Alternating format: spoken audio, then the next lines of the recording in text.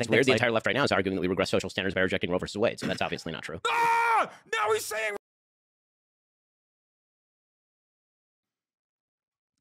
What does that have to do with education? What is going on? The left is trying to. Oh my god! Oh my god! Oh my god! He's so good at just like fucking saying incredibly annoying shit in the most smarmy way possible. That like you have to respond to it. You have to respond to it because look. The reality is, if I was sitting across from him and he said that shit, I would lose my mind too.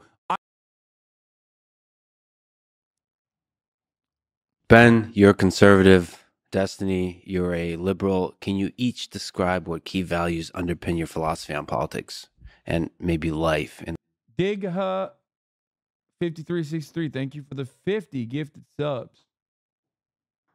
Israel-Palestine section. Yeah, I want to hear their overall values first. in the context of this left-right political spectrum. You want to go first? Yeah, so I think that we have a huge country full of a lot of people, a lot of individual talents, Just want to say they're both liberal and also both conservative. capabilities. And I think that the goal of government, broadly speaking, should be to try to ensure that everybody's able to achieve as much. Why cover this if you're not willing to go on Lex Fridman yourself? I am willing to go on Lex Fridman. I just don't have I haven't had time. That's it. I don't know why people are so contentious. Like, I already said I would do it. As possible. So on a liberal level, that usually means some people might need a little bit of a boost when it comes to things like education. They might need a little bit of a boost when it comes to providing certain necessities like housing or food or clothing. But broadly speaking, I mean, I'm still a liberal, not a communist or a socialist. I don't believe in the, total command economy, total communist takeover of all of the, economy. But I think that broadly speaking, the government should kind of like kick in and help people when they need it. I puked in my mouth of the most skilled political debaters, and who the fuck on the left claims him? No, he is a skilled debater. They both are skilled debaters. Come on, guys. It doesn't matter. Being a skilled debater doesn't mean that you have good ideas or you are correct. Obviously, Ben Shapiro is a skilled debater, and I would not say that his ideas are good nor correct at all. They're good at debating. Debating is just about knowing the right talking points that you can deploy. It doesn't mean that you are being truthful or honest. In many instances, as a matter of fact, I would say that he's a skilled debater, specifically because on issues that he's completely outside of his range, Destiny and Ben Shapiro both have very quick ways of deflecting the conversation and reorienting it to an area that they are more comfortable in. That is what a good debater is. A good debater is basically, it's theatrics, right? A good debater is able to make themselves come across more confident and basically destroy the opposite argument. Like, it's just rhetorical talent, exactly. And they both have it. We've seen it before. Ben Shapiro was asked about the Great March of Return. He had no idea what the fuck it was. Obviously, college students are not very good at debating, but they can have information that the other person doesn't have. So when he was hit with that, he very quickly parried, right? The problem here is that I think a lot of people mistake being a good debater with having the correct takes. You can have piffy, quick retorts and really good talking points that make you come across like you're in the right. You can trip up your opponent. You know what I mean? Hit those iframes, right? Yeah. I'm glad D-Money is finally here so we can explain things correctly. Yes. Oh my God, run the ad during his opening. Dog shit. Destiny fans, once again, proving to just not be normal at all. Like, just can't hold it in at all, okay? And that government can and should be big. Not necessarily. I noticed that when liberals talk about government, or especially taxes, it seems like they talk about it for taxes' sake or bigness sake. So people talk about taxes sometimes as like a punishment, like tax the rich. I think taxing the rich is fine insofar as it funds the programs that we want to fund. But Democrats have a really big problem demonizing success or wealth. Why do you even give Ben Genocido as much time of day as you do? Because he is one of the most popular right-wing commentators out there. And his platform and his ideas are identical to many people that I despise. It's the same. Well, it's in some ways similar to why Destiny talks about me all the time, because regardless of the fact that Destiny tried to present himself as like a progressive or whatever, he fucking despises that shit. So that way he can just regularly fucking talk about like whatever I'm presenting and, well, not really tackle the issue head on, but instead talk about how, you know, I'm bad off of like clickbaited, clip chipped compilation videos. And that way he doesn't have to undermine the idea. He can simply undermine the person, and therefore it's like you destroyed the idea as well. Anyway, let's keep going. And I don't think that's a bad thing. I don't think it's a bad thing to be wealthy, to be a billionaire or whatever, as long as we're funding what we need to fund. Ben, what do you think it means to be a conservative? What's the philosophy that underlies your political view? So first of all, I'm glad that Destiny, you're already coming out as a Republican. That's exciting. I mean, we hold a lot in common in terms of, you know, the basic idea that people ought to have as much opportunity as possible, and also insofar as the government should do the minimum amount necessary to interfere in people's lives in order to pursue certain functions, particularly at— Okay, how was that any different than what he said? Okay, you guys are in agreement then. Kiss and make up. Like, what do you mean? the local level. So a lot of governmental discussions on a pragmatic level end up being discussions about where government ought to be involved, but also at what level government ought to be involved. And I have an incredibly subsidiary view of government. I think that, you know, local governments, because you have higher levels of homogeneity and consent, are capable of doing more things. Homogeneity at the local level. That's why. Yeah. That's why it works. That's a fucking straight up dog whistle, by the way. Oh, yeah. Homogeneity is the reason why local government is more effective. And not because, like, you get to see immediate tangible impacts of, like, your own election and your own outcomes. You vote for someone at the local level, you have more of a connection with them because they're not like 11 steps removed from you with like 1,000 different lobbyists that have that person's ear. Okay, that's the reason. It has nothing to do with homogeneity. So dumb. And as you abstract up the chain, it becomes more and more impractical and more divisive to do more things. In my view, government is basically there to preserve certain key liberties. Yes, you're absolutely correct. It's a dog whistle, and it's laying the foundation against Nordic social democracies working as a counter, even though the reason why those Nordic social democracies work is not because of homogeneity at all. Those key liberties pre-exist the government insofar as they are more important than what priorities the government has. The job of government is to maintain, for example, national defense, protection of property rights, protection of religious freedom. Right? These are— Yeah. You hate big government except for when women want to get abortions, in which case then you want the biggest of government. Got it. These are the key focuses of government as generally expressed in the Bill of Rights and the Constitution. And I agree with the general philosophy of the Bill of Rights and the Constitution. Now, that doesn't mean, by the way, that you can't do more on a governmental level, again, as you get closer to the ground, which, by the way, is also embedded in the Constitution. People forget the Constitution was originally applied to the federal government, not to local and state governments. But you know, if I were going to define conservatism, it would actually be a little broader than that, because I think to understand how people interact with government, you have to go to kind of core values. And so for me, there are a couple of premises. One, human beings have a nature. That nature is neither good nor bad. We have aspects of goodness and we have aspects of badness. Human beings are sinful. We have temptations. And what that means is that we have to be careful not to incentivize the bad, and that we should incentivize the good. Human beings do have agency and are capable of making decisions in the vast majority of circumstances. And it is better for society if we act as though they do. Second, the basic idea of human nature, there is an idea, in my view, that all human beings have equal value before the law. Yeah, I'm a religious person, so I'd say equal value before God, but I think that's also sort of a key tenet of Western civilization, being non-religious. Oh my God. Oh my God. It is insufferable. Oh my God. Like they both have the same exact argument, except for like a bunch of social conservatism and God shit that he's adding on. Jesus Christ, it's insufferable. Or religious. Okay, That I'm skipping that does some not of it. necessarily mean that every person is equally equipped to do everything equally well. And so it is not the job of government to It's like, yeah. suggest is something that.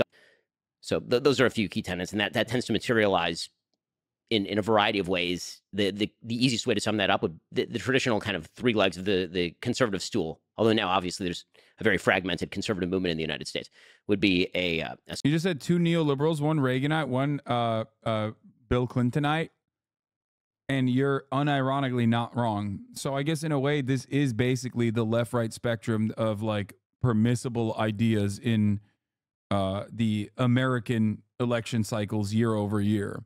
So you're not wrong. It is neoliberalism with like marginal differences. One side is like a little bit more socially conservative than the other side. The other side is more socially progressive than the other side, but will like oftentimes concede and cede ground to the social conservatism if they feel as though that social conservatism will help them basically preserve the supposed free market or market competition that they claim to care about. a socially conservative view in which family is the chief institution of society, like the little platoons of society, as Edmund Burke suggested, in which free markets and property rights are extraordinarily valuable and necessary, because every individual has the ability to be creative with their property and Are to you going to engage with what he's saying or dismiss it with no rationale? What do you want me to engage with? Like, what can I engage with? He just said he wants he wants little government, and he wants to incentivize good things and not incentivize bad things. Okay, I don't know what he thinks is good and bad. Well, I do know, but it's very different than what I think is good and bad, right? So when he leaves it like that, okay, that is not an idea that is like fun to engage with at all. It's just a stupid fucking argument. You just want me to expose the hypocrisy in his rhetoric, and sure, I will do that for you, okay? He claims he wants small government, but he also wants to stop women from being able to get fucking abortions. There you go. Inherent hypocrisy right there. Just because he turned around and said that I actually also, I don't know, believe in God and you know, the godly way of doing things, and the government should preserve the godly way of doing things, doesn't change the reality. That's inherently hypocritical for him to fucking say this shit. Okay? But thank you. I do love when Ben Shapiro fans come in here and try to tell me to like engage with his ideas. I would love to debate Ben Shapiro. He has chosen not to debate me, but to debate the likes of Anna Kasparian and now Destiny as well. freely alienate that property. And finally, I tend toward a hawkish foreign policy that suggests that the world is not filled with wonderful people who all agree with us and think like us. And those people will pursue adversarial interests if we do not protect our own interests. Can I ask a And that way he can just like have a hawkish military as well. He can have like a hawkish foreign policy take, despite the idea that he's like some kind of libertarian. question on that? I'm so Yeah, curious. sure. Okay. Uh-huh. I'm excited for this conversation because I consider you to be really intelligent. But I feel like sometimes there are ways that conservatives talk about certain issues that seem to defy logic and reason, I guess. So here, and I'm sure you feel the same way about well, I feel the same way about progressives, but even some liberals for sure. Before I ask this question, it's going to relate to education. We can agree, broadly speaking, that statistics are real and that not everybody could do everything. Dude, I'm gonna keep it $150. I feel like this is Destiny's way of trying to like bring in more right wingers into his audience and like I guess change their mind by being very nice to Ben Shapiro. I like to look at who his enemies are and who his friends are, and on that, when I look at who he like hangs out with, who he considers to be his friends, and who he considers to be his like most mortal enemies.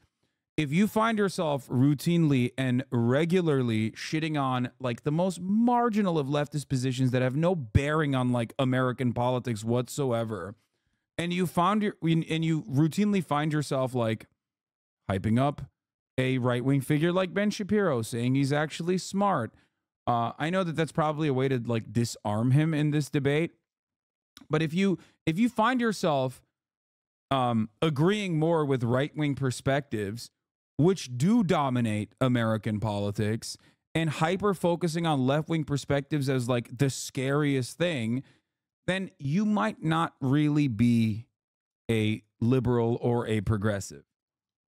Okay? So for a grounded example, my life was pretty bad. I got into streaming and I turned my life around, and that was really cool. But I can't expect everybody to do what I did, right? Like everybody being able to join the NBA or to be like a streamer. Well, of or, course, everybody yeah. has different qualities, sure. Okay. So I used to be a lot more libertarian when I was 21. And one of the things They are two grown men. They can disagree with each other without having to yell and throw insults. I learned a lot from this interview from both of them. Oh, God. that dramatically changed kind of my view on government manipulation of things in the, I guess, in society came when it came time to deal with my son and the school that he went to. And one of the things that I noticed was when it came time to send my son to school, I could either do private education or I could do public. Personally, I did 12 years of Catholic private education. However, the public schools in Nebraska, depending on where you lived, were very, very, very good. And I opted for a certain district. I bought a house there. I moved there. And then my son was able to go to those schools. And he's been going through those schools. And the difference of availability of like technology, like these kids are taking home iPads in like first grade. They've got like huge computer labs and everything. Do you think that there is some type of, I don't want to say injustice or unfairness, because I'm not even looking at it that way, just pragmatically, that there might be children that are in certain schools that if they just had better funding or more access to technologies or things available to them, that those kids would become more productive members of society, that with like a little bit of a help, they could actually achieve more and do better for all of society? So I think that on the list of priorities, when you Ben Shapiro is going to deflect away. Either go school choice here, or he's going to say that it's like family values. Okay.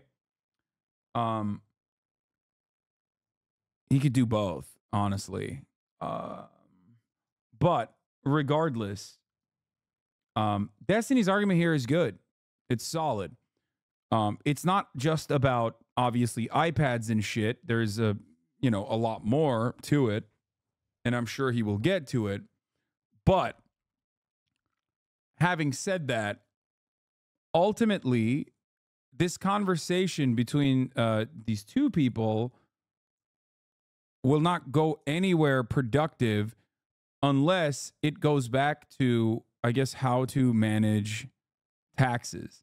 comes to education, the availability of technology is actually fairly low on the list of priorities. Sure. The Meaning two that things I've heard are food availability and I think air conditioning, I think are the two biggest ones that I hear. But sure. Well, I mean, the biggest thing in terms of education itself, not just the physical facilities that we're talking about, would actually be two-parent family households. Sure.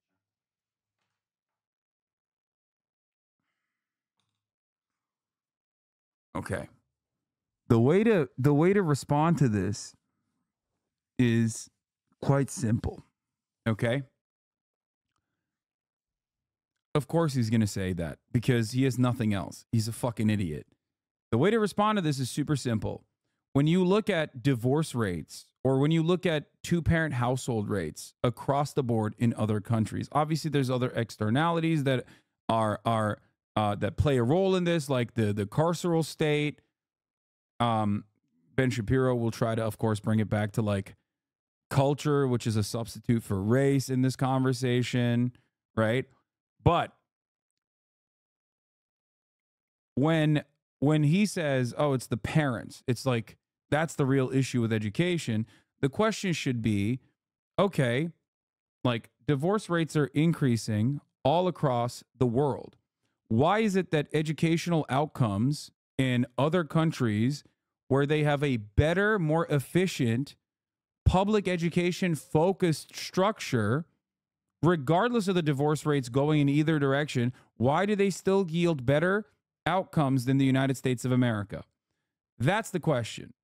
That's the counter to this question, rather.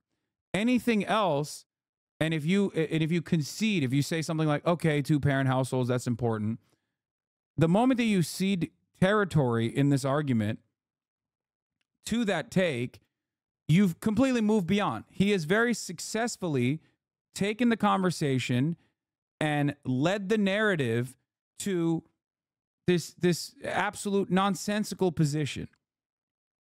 Sure. communities that have fathers in them is actually the number one decisive, according to Roland Fryer and many studies done on this particular topic. And yeah, by the way, the two-party household concept is directly a consequence of material wealth. Okay, two-parent households yield better outcomes for the child, not because of some, you know, holistic, spiritual, religious reason, but because two parents imply that you have more spare time to take care of the child and you have more disposable income to ensure that the child has, like, you know, the child doesn't have to work, for example. It's dual income. That's what matters. Dual income and also more free time. That's what matters. And that is how you arrive at, you know, I guess the healthier, I don't know, healthier, smarter, better educated kids. As a child of one-parent household, this shit's always so pitiful. Blaming all society's problems on broken families negates factors that tend to break those families up. My high school homeroom teacher always dogged on broken families and is incredibly shitty punching now. Yeah, I'm not even talking about that.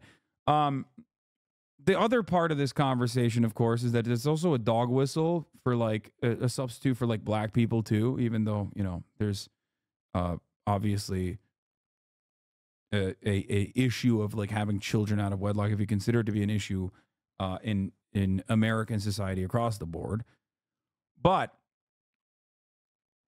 having said that, I think that the two-parent thing is a post hoc rationalization rather than a real consistent way of solving a problem, right? A lot of those studies that Ben is talking about look at correlation and imply causation. That's the other side of this equation as well. The notion that, like, two-parent households are actually, they yield, like, more successful children is a consequence of a shit ton of different external factors. But Ben lands on that conclusion and says, and that's the way to solve it.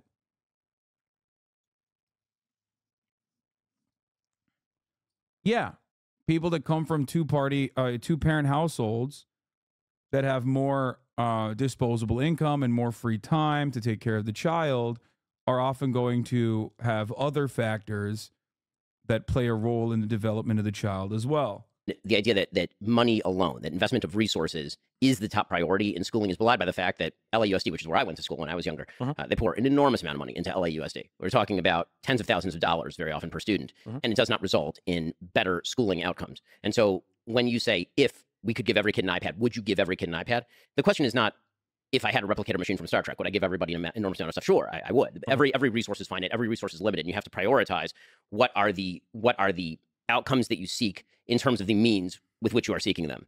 And so, again, I think that the question is I quibble with the premise of the question, which is that, again, the chief injustice when it comes to education on the list of injustices is lack of availability to technology, or that it's a funding problem. I just don't think that's the case. Sure, and I can half agree with you there, but I don't think any amount of changes in the schools will create two-parent households. Right, we can't bring a. I totally agree with you. So that's why I think that the fundamental educational problem is not, in fact, a schooling problem. I think that it preexists that. Sure, but then I feel like this is kind of the conservative merry-go-round where it's like, what can we do to help with schools? So two of the things that I've seen, I think, that are usually brought up in research is, one is air conditioning, that children in hotter environments just don't learn as well.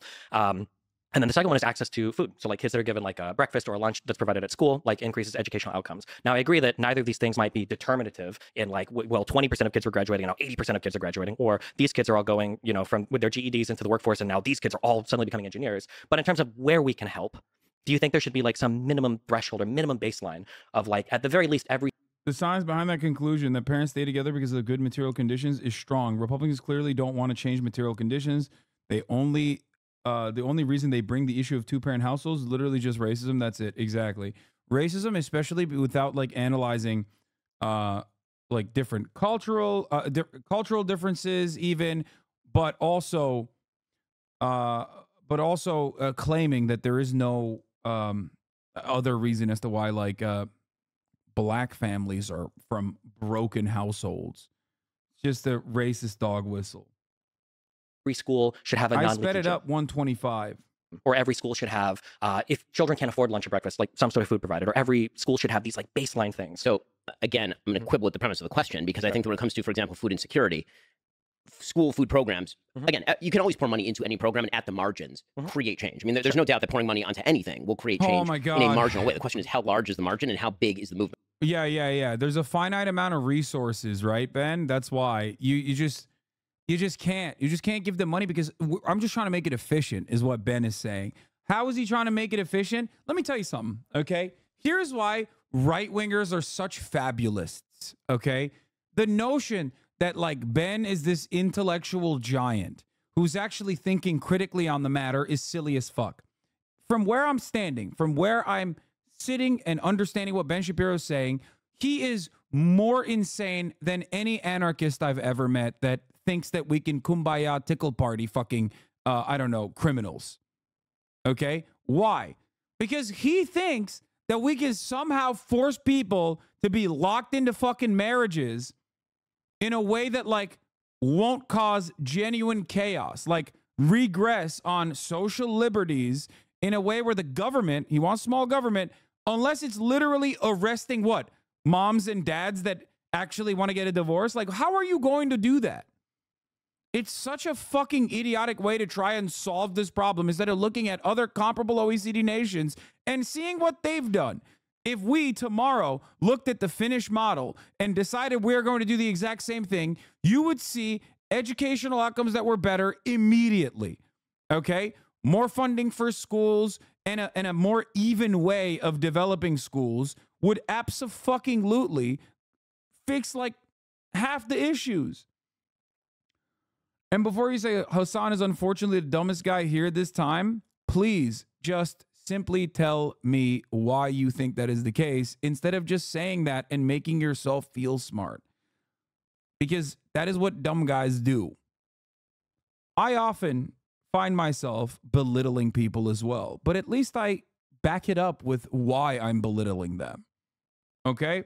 Right. So the delta is what I'm looking at. And so I think that you're starting at a second order question, which is, what if we ignore what I would think are the big primary questions of education, namely family structure, value of education at home, how much you have parents who are capable or willing to help with homework, what are the incentive structures we can set up for a society that actually facilitate that, how local communities take ownership of their schools is a big one, right? All of these issues we're ignoring in favor of, say, air conditioning or lunch programs. And so in a vacuum, if you say air conditioning and lunch programs, sounds great in a vacuum. In terms of prioritization of values and cost structure, are those the things that I think are going to move the needle in a major way in terms of public policy? By the way, this is precisely the reason why they're both on the same side of the coin, by the way. Like, that's why I said they're both neoliberals. Like, what is he saying? Like, we know what his, like, nefarious agenda is for Ben, like, behind his statement, right? He wants, like, a theocratic style government, right? An authoritarian theocracy that upholds the principles of Judeo-Christianity, right? That's what he wants. He'll try to mask it and be like, oh, I actually just mean, like, we'll incentivize good things and not the bad. But that's what he's saying. That's what he wants. But when he's arguing for that position, instead of just saying straight up, I want Handmaid's Tale or whatever, he's being like, oh, well, it's about efficiency. It's just like, we only have a finite amount of resources. We can't give iPads to every children. And I'm simply talking about, like, what's the most efficient way of using the limited amount of government resources we have. And if you don't have, like, a stable approach to this subject, you're gonna lose out. This is why, like, a lot of neoliberals on the leftist side or the liberal side oftentimes fail to combat these talking points and end up agreeing with people like this. I do not. And in fact, I think that many of them end up being disproportionate wastes of money. I mean, I've talked before pretty controversially about the fact that an enormous amount of school lunch programs are thrown out. Like, an enormous amount of that food ends up in the garbage can. Is there a better... Dude, that's crazy. Pointing to the waste in school lunch programs in a way to, like, try to undermine one of the most important social programs is insane.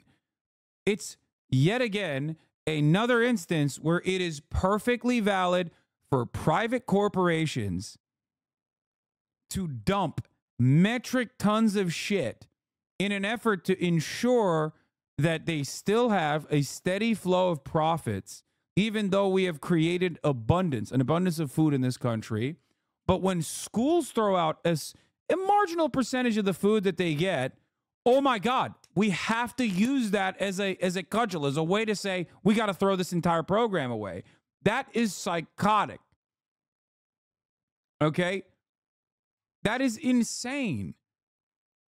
We dump a shit ton more in the private sector, on the agricultural side, on all matter of like food development, selling, on the fucking retail side. That is so stupid. You would never make this argument for cutting waste if the government actually put together an initiative that said, hey, you can actually dump out the extra milk in an effort to hit your in an effort to ensure that there is like some level of scarcity, so that your price points are so that your price is adjusted, right? To maintain price stability, you're going to have to limit supply a little bit, which means wasting a shit ton of food. If someone were to actually advocate for that, Ben would lose his fucking mind. He would be like, that's communism. That's communism. But the moment that like a school is dumping out a little bit of their program, of their food program, we're talking about children, for the record, children getting food. Sometimes the most nutritious meal that millions of children eat is at school. There's a reason why during COVID, when schools stopped, schools still maintained their lunch programs. That's because millions of families are food insecure and hyper reliant on their public school lunches to deliver the most nutritious meal of the day for a child.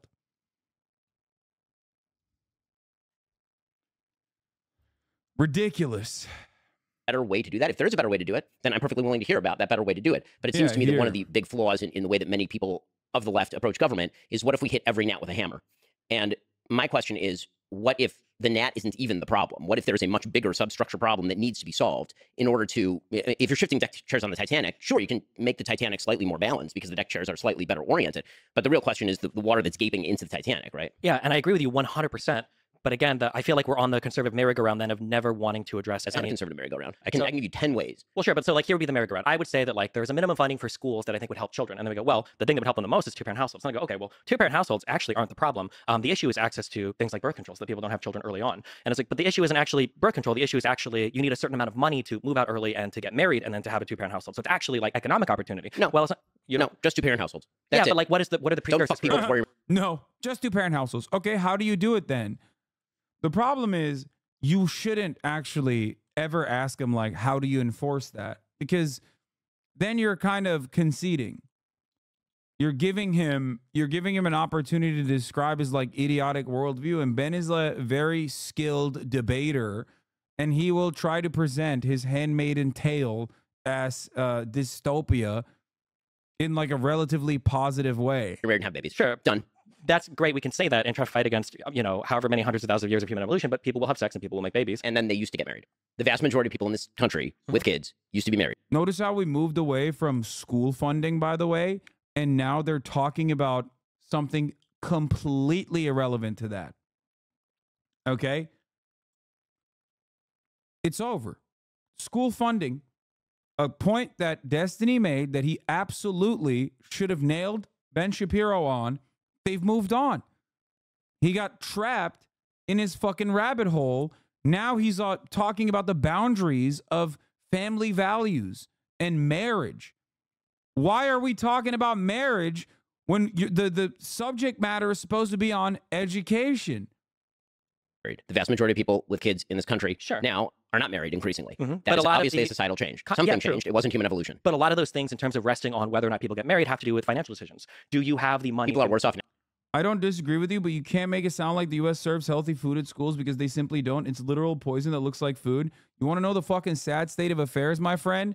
I know that. And yet that is still the most nutritious meal that a child has in millions of food insecure families. I know that. That's how bad the fucking situation is, dude. That's what I'm talking about. Yeah, you know what's better? Which is better, no food or shit food?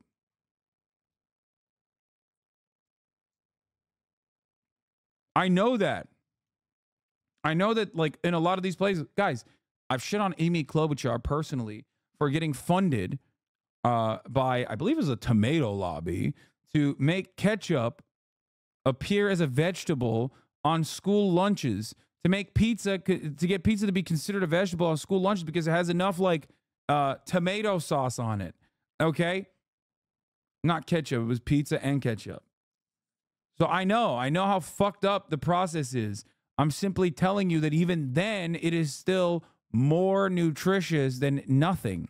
Now than they were 50, 60 years ago when the marriage rates were higher. People are delaying the start of their careers because education is going to be increasingly important. So in other words, people are richer now and they have more education now, and yet they're having more babies out of wedlock now because they're richer and have more education. I'm saying that one of the biggest indicators for whether or not somebody's willing to get married is how much money both people are making if they can move out of their household. People don't tend to want to get married at 22 when they've just finished college, when they don't have the money to move out and they can't afford a house. Because we have changed the moral status of marriage in the culture, meaning that everyone, poor, rich, and in between, used to get married. That is, by the way, a huge percentage of marriages in the United States used to be what they would call shotgun marriages, meaning that somebody knocked. Dude, none of that is good. None of that is good for the health of society. None of that is good for, like, what women want.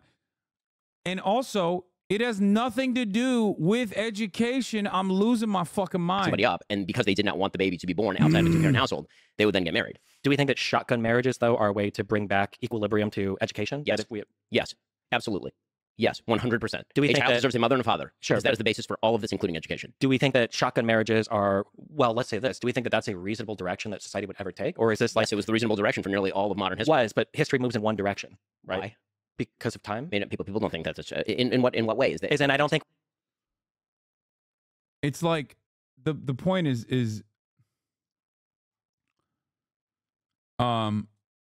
it's completely lost. Like, now they're talking about, like, the history of marriage in the United States of America. Ben is presenting shotgun marriages as a positive because, like, shotgun marriages used to happen. I suspect it's gonna be like, shotgun marriages used to happen when someone knocked someone else up and they were forcibly married. And it's like, yeah. Huge percentage, by the way. Shotgun marriages used to be 27% of marriages in 1974 and 7% of marriages since 2000, which, by the way, that doesn't mean the percentage of unmarried pregnant women who marry within 3 years of conception has fallen by half since the 1970s, from 51% to 25%. The share of single pregnant women who cohabit by the time the child's birth rose from 8% in the 1970s to 28% today, while the share who married by the birth fell from 29 to 8. What does that mean? That means that a lot of people who have accidental pregnancies still usually are in the child's life. They just don't get shotgun married. Also, absolutely no one, I hope, would make an argument that the 1974 was a good fucking time. That 1974 was a good fucking time for women in general and in marriages.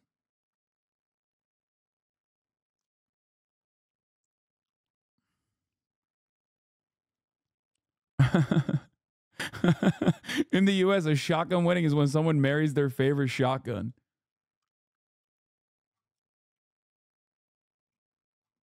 Anyway, I got to point to something here. Not only is what he's saying wrong, right, as we found out,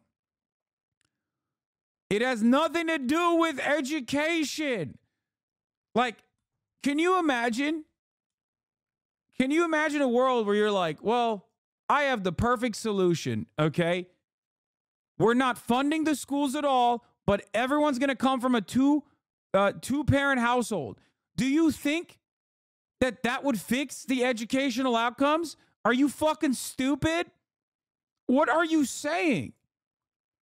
Will it make the child's life and the child's development better? Maybe. A good counter to this would be to simply ask Ben Shapiro, okay, what did education look like in 1974 when there were shotgun marriages happening? Was it better? Were Americans more educated in 1974? Are they more educated now, Ben? When are they more educated? Dumbass. The fuck's wrong with you? This has nothing to do with education. Ask him that question, Destiny. What the fuck are you doing? Too busy agreeing with him for some weird reason. We're trying to catch him on a weird tangent. think we've ever regressed social standards back to like, oh, well, let's go 100 years back and do things that, you know, used to exist before. It's weird. The entire left right now is arguing that we regress social standards by rejecting Roe versus Wade. So that's obviously not true. Now he's saying Roe versus Wade. What the fuck? What does that have to do with education? What is going on? The left is trying to, oh my God. He's so good at just like fucking saying incredibly annoying shit in the most smarmy way possible that like you have to respond to it. You have to respond to it because look, the reality is if I was sitting across from him and he said that shit, I would lose my mind too. He would 100% cause me to follow him down that rabbit hole if he just brought the dumbass fucking education point. Why? Because Destiny made a good point. Destiny had a strong point. He made the correct point about education. What did Ben Shapiro do as a more skilled debater? Take him on a fucking journey and slap him around on the boundaries of marriage. Gave him false talking points about like how shotgun marriages are good and also very commonplace when it's not the case. But you don't have that information to look up immediately in real time. So now you're fucking cooked. Okay? And then what is he talking about now? Roe v. Wade. These are all absolute fucking baits. Stay on message. Stay on fucking message. The Roe versus Wade is not a social standard. It's a Supreme Court ruling, number one. Number two, if you read the actual majority opinion on Roe v. Wade, we can see that socially we actually never made huge progress on how society viewed abortion. This has always been an incredibly divisive thing, right? Even writing on it was that things like gay marriage, for instance, we've kind of moved past and it's not really as debated anymore, but abortion was never a settled topic despite Roe v. Wade. The notion of the arc of history. I saw this part where he was saying like it's divisive. Abortion is divisive. It's not fucking divisive. It's not. It's not a divisive issue at all. Not ridiculous to say that it's divisive. Moves in one direction is belied by nearly all of the 20th century. What do we mean by that? I mean, in terms of like women's rights, civil rights, barbarism, communism, Nazism, all of that was a regression from what was happening at, for example, the beginning of the 19th century and the 20th century. Now we're talking about Nazism and communism being regressions. Oh my Lord. What way? Nazism and communism weren't a regression from what was going on in 1905? These are, in terms of like communism being a regression, for instance, I'm not a communist, but like the industrialization of the Soviet Union happened under a communist society. The industrialization. Murder of tens of millions of people. Yeah, there's I consider that a regression. A moral regression, which is what we.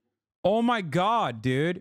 Dude, this is why you need to be a little bit more fucking educated, okay? He's a fascist. Him bringing up Nazi Germany as a moral regression is an awesome point. What do you say in that situation? You turn around and go, yeah, that's exactly the kind of moral regression you're advocating for in the United States of America when you want to have these like insane regressions on culture and on civil society. And as far as the moral regression of the USSR, that is an absolutely psychopathic thing to fucking mention when you got someone like Lenin. And all of the many advancements that the USSR put forward in terms of educating women, some of which the impact you still see to this day in post-Soviet fucking nations, by the way, educating women, ensuring that women were in the fucking workplace. Like there are so many instances where the USSR was way above, way ahead of social progress than the United States of America or their Western counterparts. That's ridiculous. Okay? They're just fucking falling into the classic, like, USSR bad, Stalin killed 7 guerrillian people trap. Which, by the way, there were plenty of issues in the USSR. But you have to look at what the USSR did in comparison to what came before it. That's insane. That is still absolutely social progress in the USSR. Dumbest argument Ben Shapiro could have made in this circumstance. Okay? 1. The USSR, infinitely more socially progressive than Tsarist Russia. That's number 1, okay? Like, the quick question to Ben is, okay, you brought up the USSR. Do you think that, like, I don't know, Jewish people are better off in the USSR where there were certainly issues for Jewish people like Doctor's Plot or whatever, but, like, do you think that that was better than what came before it? Non-stop pogroms? Which one do you think was better?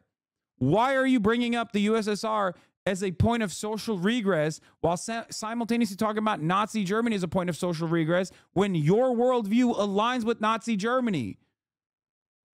Anyway. By the way, while I talked about all this shit, you know what we're not talking about? Motherfucking education! What happened? Where is education in this conversation? We just moved so far away. He brought up the right points. Ben couldn't argue against them, and he just fucking whipped them around like a bitch boy on so many different tangents. This is the problem with debates, chat. That if you are against a skilled orator, a skilled interlocutor, they can just make short work of you, even if they're in the wrong. Destiny's side on the education conversation was correct. But Ben is now bringing him down this like weird fucking ladder, step by step, and just slapping him around. And they're now agreeing with one another on like the USSR or whatever, some dumb shit. Also, Lex should have probably done a better job of moderating this debate. Let's be fucking real. That's crazy that they're on like 11 different tangents at this point. How are you not moderating? Ben is basically stating that women shouldn't be able to make decisions about their lives. A huge reason why the amount of women aren't forcing the shotgun marriages anymore. Women nowadays have more freedom to advocate for themselves, as that was seen as a taboo in the 70s. This can be shown by divorce rates. Yeah. Exactly. We are talking about now moral regression. And you're suggesting that moral regression, I wouldn't term a return to traditional values in moral regression, you would. But your suggestion is that history only moves in one direction. And I'm suggesting that history does not only move in one direction, it tends to move actually back and forth. Sure. I don't think that all of history moves in one direction. There are going to be wars. There are going to be times of peace. I think in general, we're more peaceful now than we have been in the past. But I think when we look at the way that people live their lives, I think that we tend to move in a certain direction socially. So when it comes to things like racism or when it comes to things like slavery or women's rights, I think that there are two huge things that probably aren't. Yeah, Destiny isn't even shistling him properly. Didn't even mention how Hitler praised the U.S. in the early 20th century for their eugenics programs. Or the very obvious fucking take here is immediately turning around and being like, Ben, the social regress of Nazi Germany didn't just stop at the wholesale execution of Jews, okay? The social regress of Nazi Germany was actually identical values that you advocate for. Transphobia, okay? Stopping abortions, criminalizing abortions.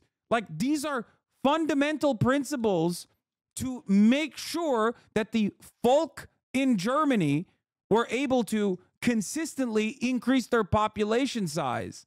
The idea that Ben is so far removed from Nazi Germany is so ridiculous. You hate unions, right? You hate communists and socialists. You want to criminalize abortion. It's so funny when these guys go, actually, the Nazis actually wanted abortions. Like, it's like, no, they didn't. Not for white people. It was criminal for white people. The fuck are you talking about? Changing in the US, and one is access to contraception, and one is women working jobs. I think that these two things are probably huge things that are moving us off of shotgun marriages or getting married very early on. And I don't see those. Do you think that those two things are going to change fundamentally? First of all, what the data tend to show is that actually more highly educated people, as you were saying, tend to get married more. So if the idea is that women getting an education somehow throws them off marriage, it's the opposite. Usually, those women are not educated. But those women aren't getting shotgun marriages. Those women aren't having children. Yeah, but now you're shifting the topic. My topic was how to get more people married. And what I'm and then you suggested that higher levels of education are delaying marriage and making it less probable. And what I'm telling you, because this is what the data suggests, is that actually as you raise up the educational ladder, people tend to be married more than they are lower down on the educational ladder. If you're a high school graduate, you're less likely to be married than if you're a postdoc. I agree with you, but that's because one of the biggest precursors to getting married is having like a level of economic stability. So as people get more educated, they obtain this economic stability, and then they're in a more comfortable position to explore more serious relationships. There's another confound there. I mean, the confound is that people in stable marriages tend to be the children of stable marriages. And there's only one way to break that cycle, which is to create a stable marriage. And that is something that is in everyone's hands. Again, this notion that it is somehow an unbreakable, unshatterable barrier to get married. Yeah, I love that his argument is the realistic one, which is somehow making sure that we just, get married more and stay in marriages. That's nice, man. That's the way to solve education for sure. Just cut school funding entirely and force people to stay in marriages, and boom, problem solved. That's how they do it in Sweden, where they did try to privatize education, found out that it actually led to tremendously bad results, immediately stopped the program, dead in its fucking tracks. So odd that all of the comparable OECD nations have significantly better educational outcomes, despite the fact that, many of them don't even allow for private education or don't have any of this like charter school bullshit. And there is even funding and better labor protections for teachers. Not true. We have private schools. No, in Sweden, they tried to do a similar program to the Democrats in the 90s in the United States of America, revert some of the funding from public education and public institutions to private institutions in Sweden. They quickly dropped the program. They still have private schools in Sweden, but it's, of course, going to always happen because you have neoliberal capitalists that are advocating for it. But they very quickly changed, if I recall correctly, the charter process that they had. The public to private substitution program that they had. Yes, there's a big difference between private schools and charter schools. Probably a late point, but what about charter schools? Charter schools are dog shit.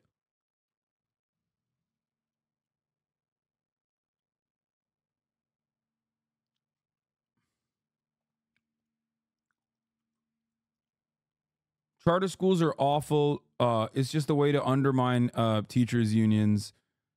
They are unaccountable. They're unaccountable to the same regulatory body. They take away funds from public education. It's really awful.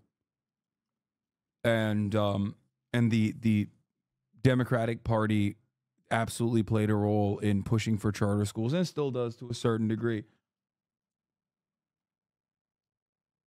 Yeah, charter schools get worse outcomes per dollar.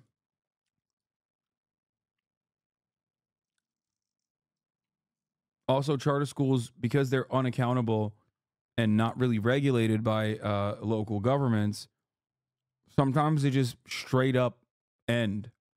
Like they just close up. They just close down. Donda Academy style. Get married and have kids. I don't understand where this is coming from. Why is that such a challenge? I don't think it's unbreakable or unshatterable. The initial point was for school, if we can provide a minimum level of educational stuff for children, that'd probably be good. But when we retreat back to, well, it has to be the families that are fixed first, fixing families is a multivariate problem that has so many. I am fine within my local community. We all vote. Again, I've suggested that there's a difference between local community and federal. I'm fine with my local community voting for school lunches or air conditioning or whatever it is that we all agree to do, because the more local you get, the more homogeneity you get in terms of interest and the more interest you have in your neighbors. All that's. This is not what I'm talking about at all. Sweden's school minister declares free school system a failure. Lotta Edholm aims to limit the profit-making ability of free scholar in her plans for education reform. Pledging the biggest shakeup in 30 years, calling the question a model in which profit-making companies run state education. This is a relatively new version of what I'm talking about. This happened before. This is the second. I guess this is like they are now talking about it again. But this happened a couple years past, a couple years prior as well, when they first brought it up.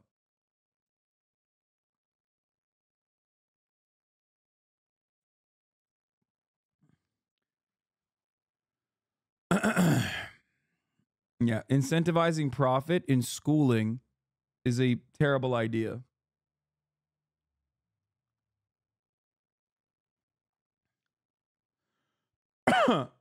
Biden lost Democratic New Hampshire presidential primary to fill in the blank. How damned embarrassing. I don't believe that. It's on Newsmax, dog. Come on. I mean, not that it matters. That's fine. I'm part of a very, very solid community. In our community, we give to each other. We have minimum standards of helping one another. All that's wonderful. When it comes to the actual problem of education, what I object to in the political sphere, and this happens all the time, is everybody is arguing on top of the iceberg about how we can move the needle 0.5 percentage points, as opposed to the entire iceberg melting beneath them. And we just ignore that. And we pretend that that's just, Yeah, the entire iceberg melting beneath the education is the education problem is 2-parent households. Sort of the natural consequence of thing. The arc of history suggests that people are never going to get married again. Well, I mean, actually, what the arc of history suggests, realistically speaking, is that the people who are not getting married are not going to be having kids. And what it also suggests, the people who are married are going to be having kids. And so the demographic profile, actually, over time, is rather going to shift toward people who are having lots and lots of kids. I'm married. I have 4 kids.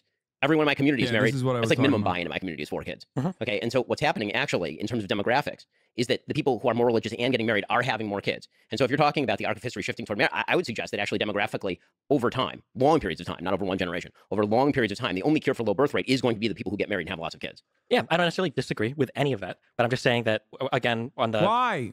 Why don't you disagree with any of that? The fuck's he talking about? Who gives a shit about the arc of history as it pertains to fucking marriages and two-parent households? I'm losing my mind. And having more kids.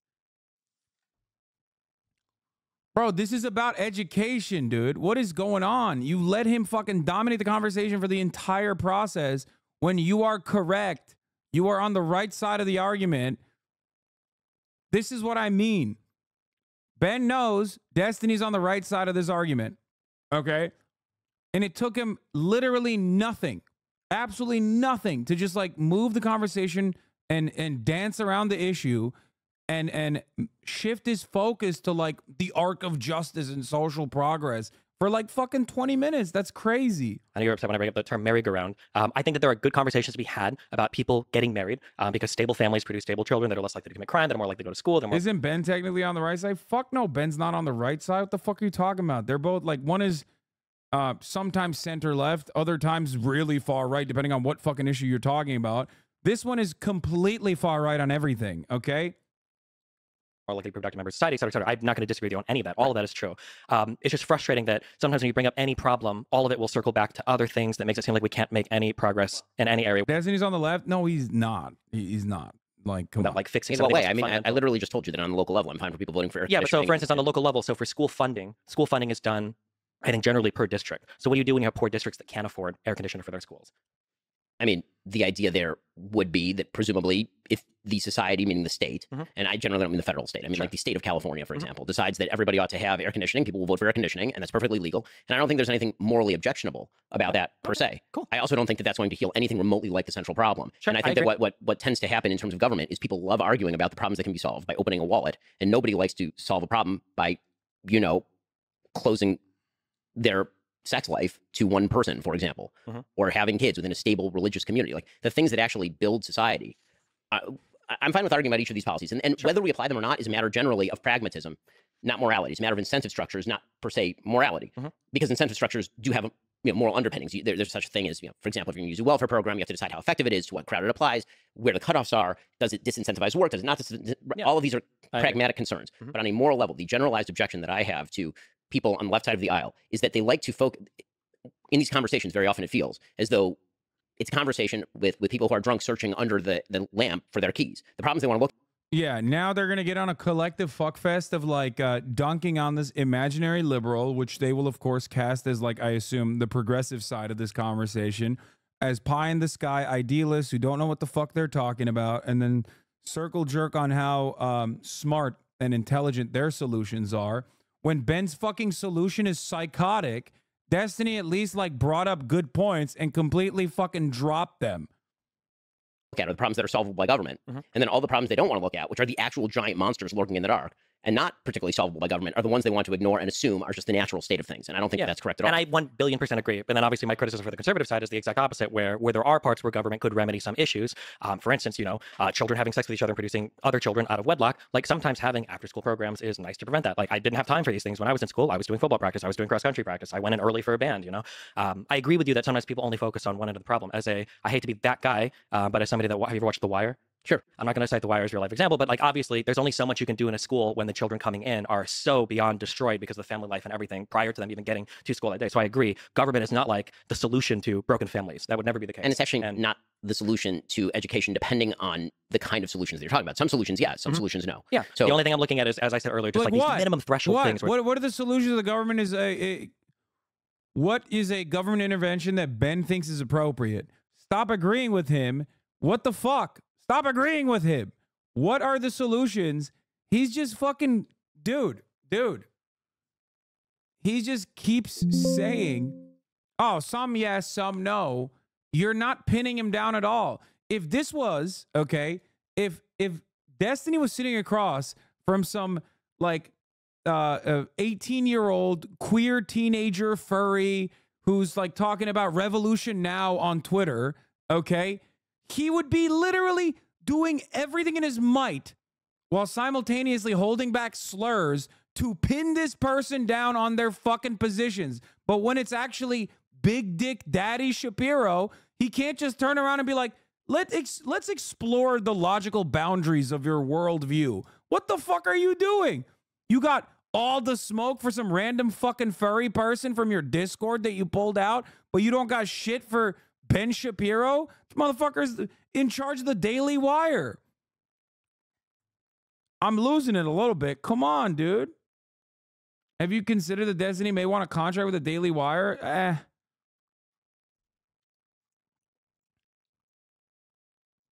That's crazy. Pin him down. Ask him a fucking question. I've debated this dude many times in the past, okay? He is the best at disingenuously framing his interlocutor's argument to like try and lock them into this like logical conundrum. But when it comes to Ben, he's just not even remotely touching it. It blows my mind. Okay? This is the community that still claims like Hasan doesn't believe that you should ever call the cops. Hasan is like pro fucking dude, whatever. There's so many insane shit that they lie about. But like what's going on? You don't got the same smoke for Ben Shapiro? I don't understand it. Like I'm expecting something from a person who I do think is a good debater.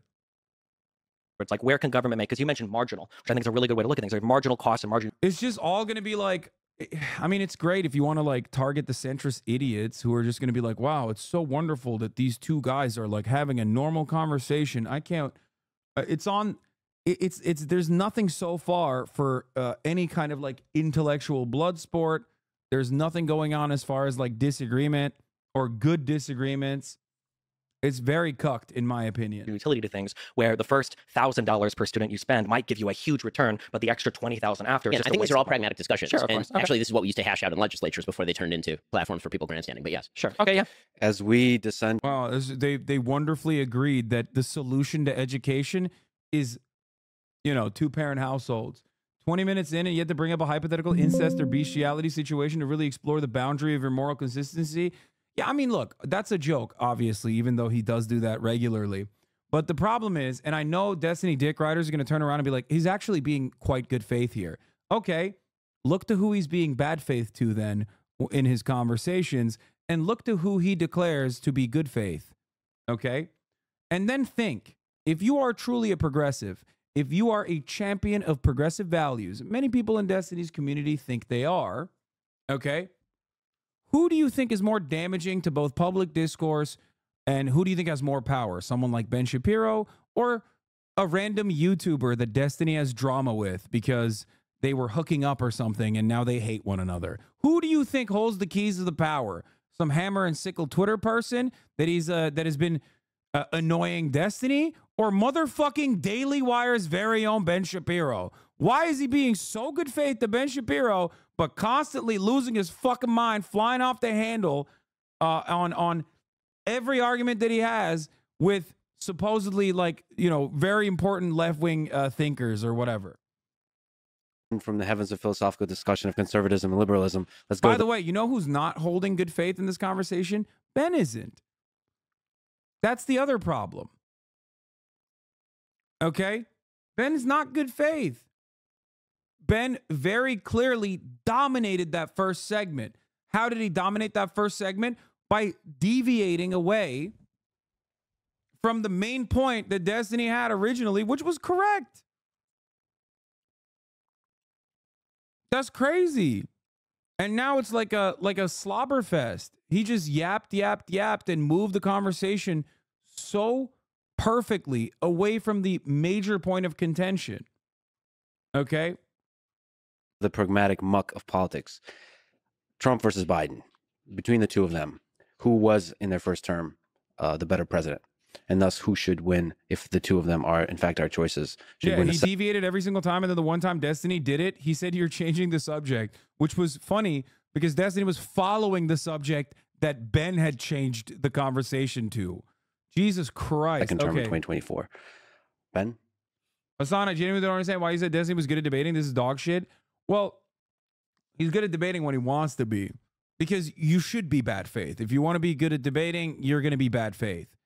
I think that much of the rhetoric, much of the rhetorical tools that apply in debates revolve around basically taking logical fallacies that would get you punished in a debate club style scenario and justifying it by claiming that it's actually hyper logical to ask these questions. Like, rationalizing logical fallacies is how you win debates, because most people are stupid. Okay. Most debate watchers are stupid. I'm stupid. Ben's not very intelligent, and neither is Destiny. So as stupid people, we all find ourselves enamored by logical fallacies, whataboutism, like whatever you can do, whatever deflection you can use in that circumstance is very effective, as Ben demonstrated right here. He knew that he didn't have a strong point, so he deflected away to an area where he thinks he has a stronger point, which is family fucking values. So, I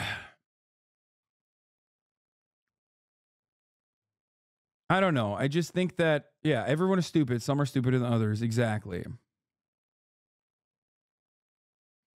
I'm a D-man dick writer and I come in peace. When would you say he's been bad faith to someone on the left? Brother, whose chat do you think you're in? Even DGGers admit that Destiny, when it comes to me, has a soft spot where he just can't fucking control his emotions and loses his mind. They even fantasize about me doing the same thing to him sometimes in an effort to justify it. But if you're a hardcore D-man dick rider, you would probably recognize that.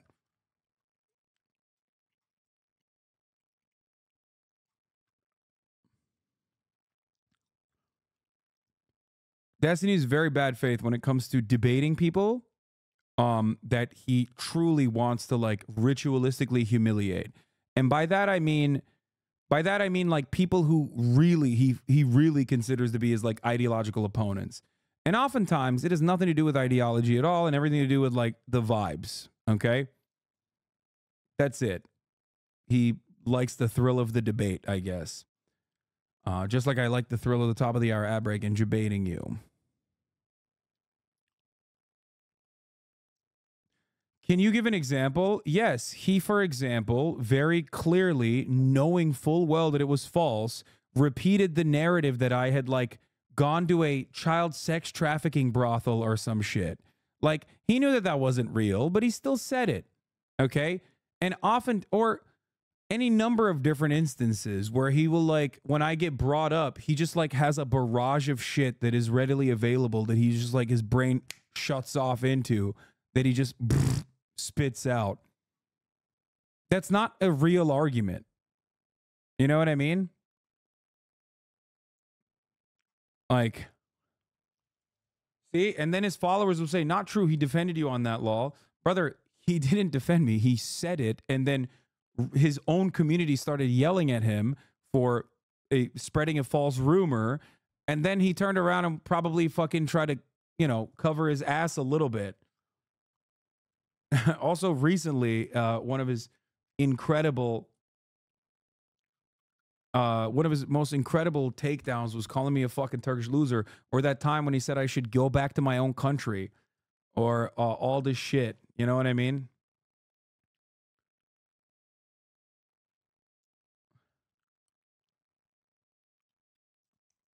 Come on, guys. There's a lot of old Destiny fans in this community still that are fans of mine from way back in the day. Yeah.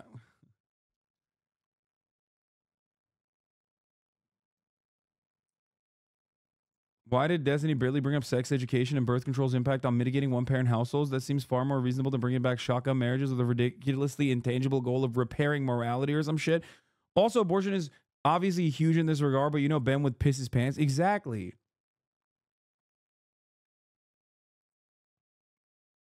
Yeah.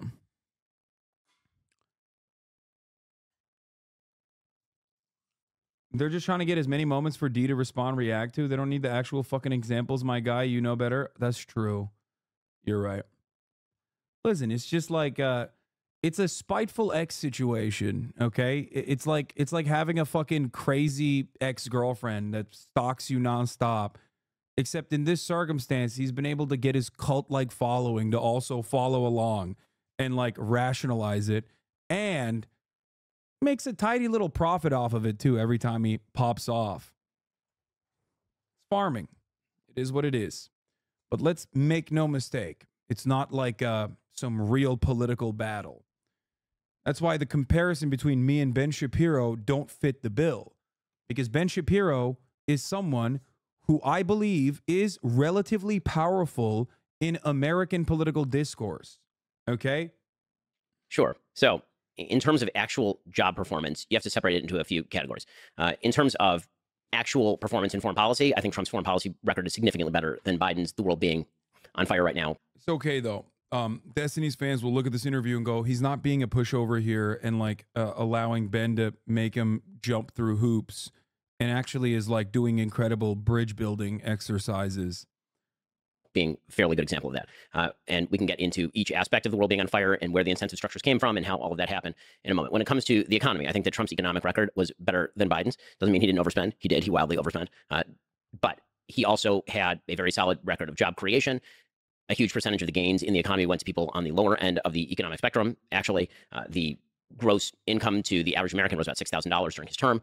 The unemployment rates were very, very low before COVID. I think that you almost have to separate the Trump administration into sort of before COVID and during COVID, because COVID obviously is sort of a black swan event, the most signal change in politics in our lifetime. And so, governance during COVID is almost its own category, which we can discuss.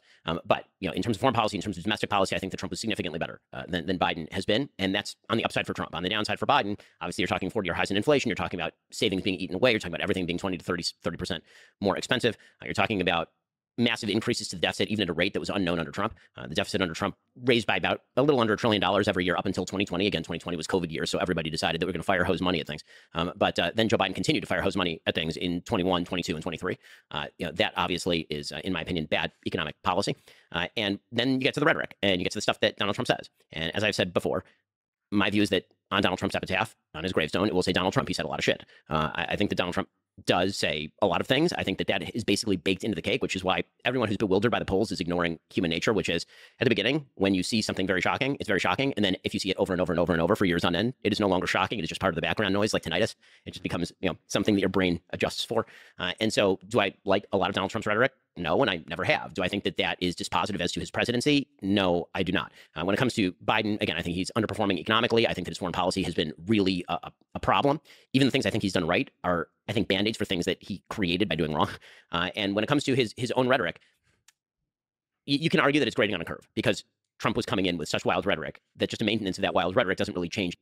I don't know why we never factor in Donald Trump's ginormous tax cuts that were before COVID into the conversation about inflation. Like, how is that not a factor at all? It's one of the, it is, at least in the opposite direction, tax hikes are a deflationary mechanism at a time when record high profits are occurring. It is like the only fiscal policy that you can push for beyond, like, I guess, price controls. And yet Donald Trump literally fucking did tax cuts. That absolutely factored into inflation beyond the subsidies that he's talking about, which many of which went to, the PPP and whatnot. But Again, let's see. For Biden, he came in the same way that Obama did, on this sort of soaring rhetoric of American unity. I'm the president for all. Like, Trump came in, he's like, listen, I'm the president for what I am, and I'm going to say the things I want to say. I'm going to be on the toilet, and I'm tweeting. And we're like, okay, so that's what it is. With Biden, he came in with, I'm a president for all Americans. I'm trying to unify everybody, and that pretty quickly broke down into a lot of oppositional language about his political opponents in particular. And God, I fucking hate conservatives so much to my very soul. Jesus Christ, nothing fucking whips me back into shape. Sure, I despise liberals who love wars and stuff, but god damn, they're such pathetic little fucking losers. Just like, man, Joe Biden came into office and said he was going to be the president for everybody, and he dealt with Mitch McConnell like a real reasonable man, but also simultaneously sometimes he said these MAGA Republicans are going too far. It's like, bitch, you say that too, Ben, you fucking asshole, shut up. Shut the fuck up. I can't believe that's your main, that's the main problem you have is Biden's rhetoric? That he was too mean to the Republicans? What do you want him to do? If Biden was too mean to Republicans, what the fuck is Trump? Biden wasn't as mean to Republicans as Trump was. He literally went to New Hampshire the other day and called it a fucking drug-infested shithole. What are you talking about? He'll go to West Virginia and be like, you guys don't wash yourselves, you fucking idiots. And everyone's like, ah, hell yes, sir. I haven't showered in weeks because I don't have running water. And he's like, that's right. That's right, you fucking poor moron. Vote for me. Trump is meaner to the Republican base than fucking Joe Biden is to Republicans across the board. And you're over here making this comparison? Get the fuck out of here. That's such a dumb thing to say. In, for example, huge swaths of the conservative movement with the people who participated, for example, in January 6th or who are fans of January 6th. The sort of lumping in of everybody into MAGA Republicans who wasn't personally signed on to an infrastructure bill with him. That sort of stuff, I think, has been truly terrible. I thought his Philadelphia speech was truly terrible. And again, I think that you do have the problem of he is no longer capable of, certainly rhetorically, unifying. Yeah, dude, you're right. Yeah, you're right, man. Totally. Donald Trump, he just says stuff. Whatever. Don't think about it any further than that, okay? Joe Biden, on the other hand, he says that at the top of the hour, there's a 3-minute ad break, and I forgot to run it, so I'm running it now, okay? And that's unacceptable. No.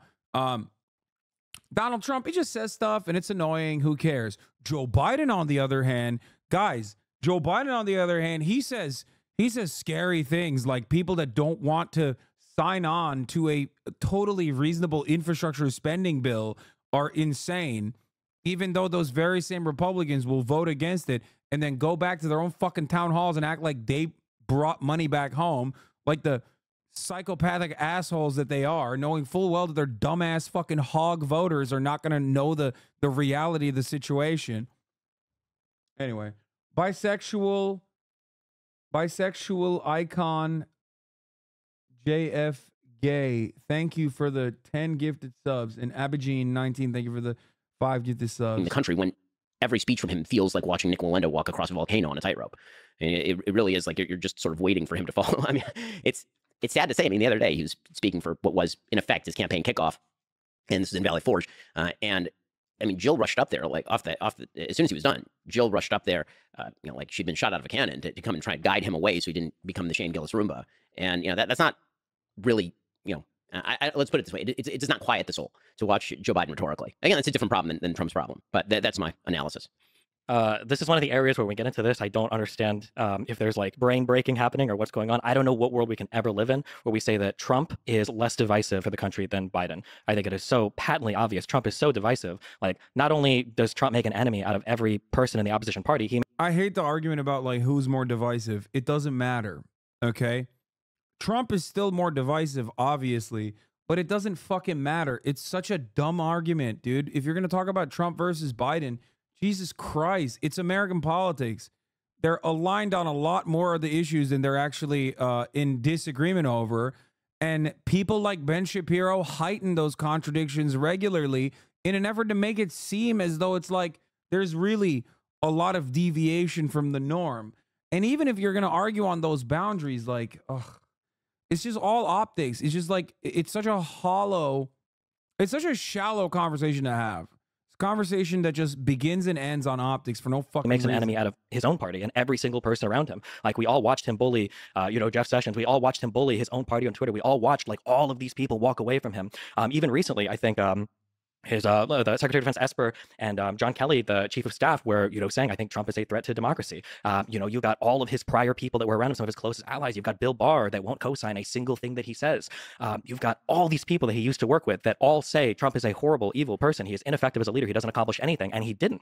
To say that Biden has failed at bipartisanship when we've got that's also wrong. Donald Trump. This is something that I actually. This is literally something that I debated Destiny on. All the Destiny heads that are watching right now, if you want to see a fucking debate daddy, if you want to see your debate daddy get fucking owned on this, okay, I literally argued with Destiny on this, where I said Trump is a very successful Republican. Something I stand on to this day, something that I fucking absolutely owned him on as well. If you want to go fucking watch a debate on those boundaries, it's somewhere on my YouTube. I don't remember. It's like fucking so many years ago. But Donald Trump is a phenomenally successful Republican. If anything, the Republican Party is currently experiencing whiplash because they're victims of his success. Okay? Donald Trump is not unsuccessful at all. He was profoundly successful for Republican Party policies. He packed the courts. He destroyed the regulatory agencies. He offered fat tax cuts for no fucking reason at a time when there was no necessity for it. 3 Supreme Court justices, luck or not, doesn't matter. He did that shit. Okay? So the idea that he's not a successful Republican. By the way, hold on, where is it? Oh, why don't you debate him instead of talking about this debate from years ago? Well, it's wonderful because Lefty McLefterson very quickly proved exactly why I don't fucking debate most of these people in the debate Lord Spear, because their followers come in here for months on end and keep repeating shit like Hamas Piker. Like, how am I? Because he doesn't actually fucking deal with people that he considers to be on the left as like, good faith people. That's why his entire community thinks I'm pro-Russia across the board and spread that far and wide. Okay? Motherfuckers are still coming in here and saying the most Islamophobic bullshit. That's the reason, because I'm getting fucking... does that hurt your feelings? Just wipe those tears away with millions, bro? First of all, that's not a good counter, brother. And secondly, okay, all right, you could just fucking be as racist as you want to LeBron James then. You know, he's rich, so just go call him the N-word? Like, what do you mean? What kind of fucking argument is this, dumbass? Also, you're proving the point I'm making because it's not the actual debate itself. It basically turns into like that community's most ridiculous diehard loyalists coming in here and like relentlessly trying to fucking derail whatever I'm trying to do next. There you go, soy boy. Like it's fucking 4chan time. Come on, dude.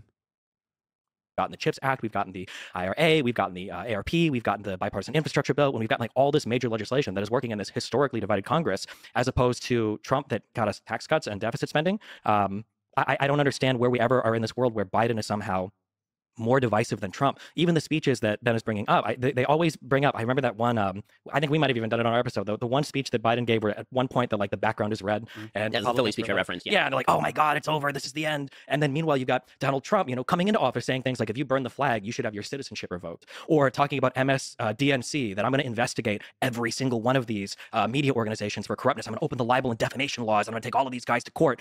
You've got this weird Project 2025 stuff where.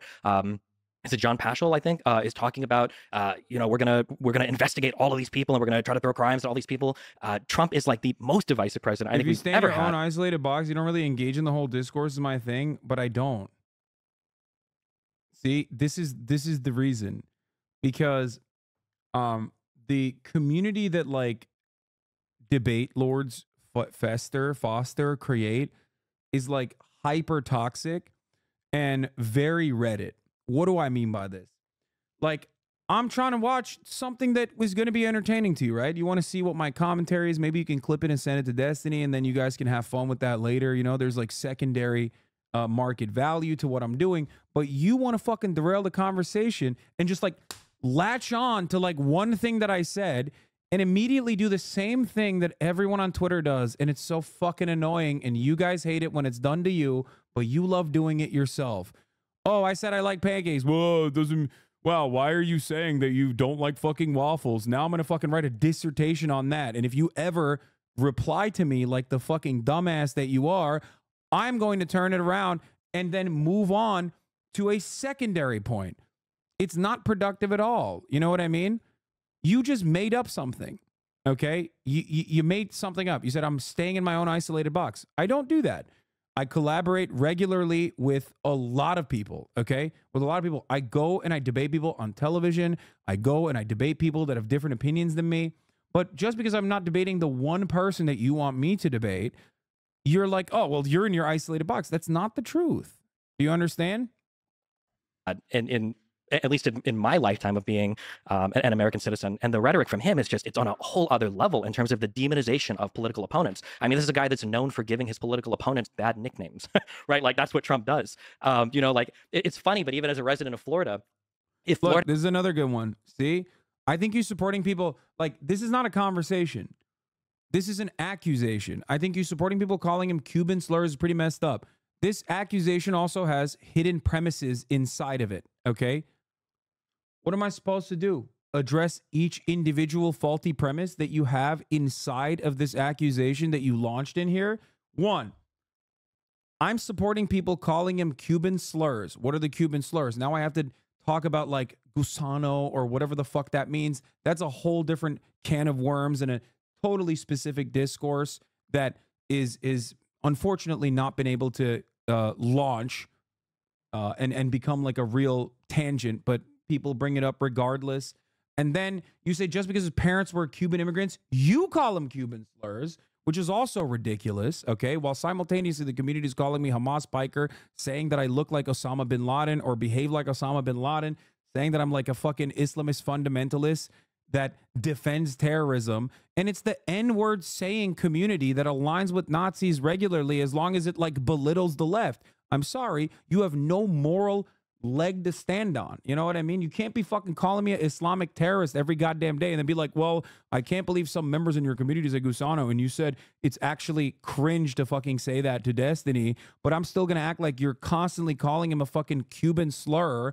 And also, and then you finally recognize that it's not even a thing, so you go, at least you stopped allowing it now. You didn't make an argument at all. You just came in here to shit stir, clip it out of context, put it on LSF, brigade the shit out of it, and then have Destiny make 11 videos about how racist I am.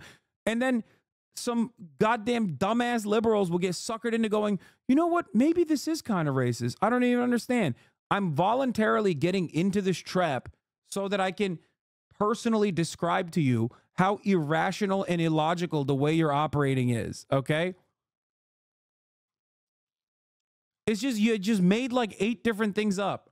But it doesn't matter because this will move discourse on the other side no matter what. Do you understand? I mean, this is entirely unproductive. A lot of you guys personally see yourselves as like intellectual giants, okay? You see yourself as like intellectual titans because you love testing your ideas, okay? You love testing your ideas in the battleground, right? That's where ideas thrive. This is how we find the best ideas, by engaging in, you know, the Socratic method or whatever. And then this is the outcome of your Socratic method, just a whole bunch of nonsensical shit that you made up that you're framing in a narrative way so you can clip it and ship it and then continue that tangent over and over again.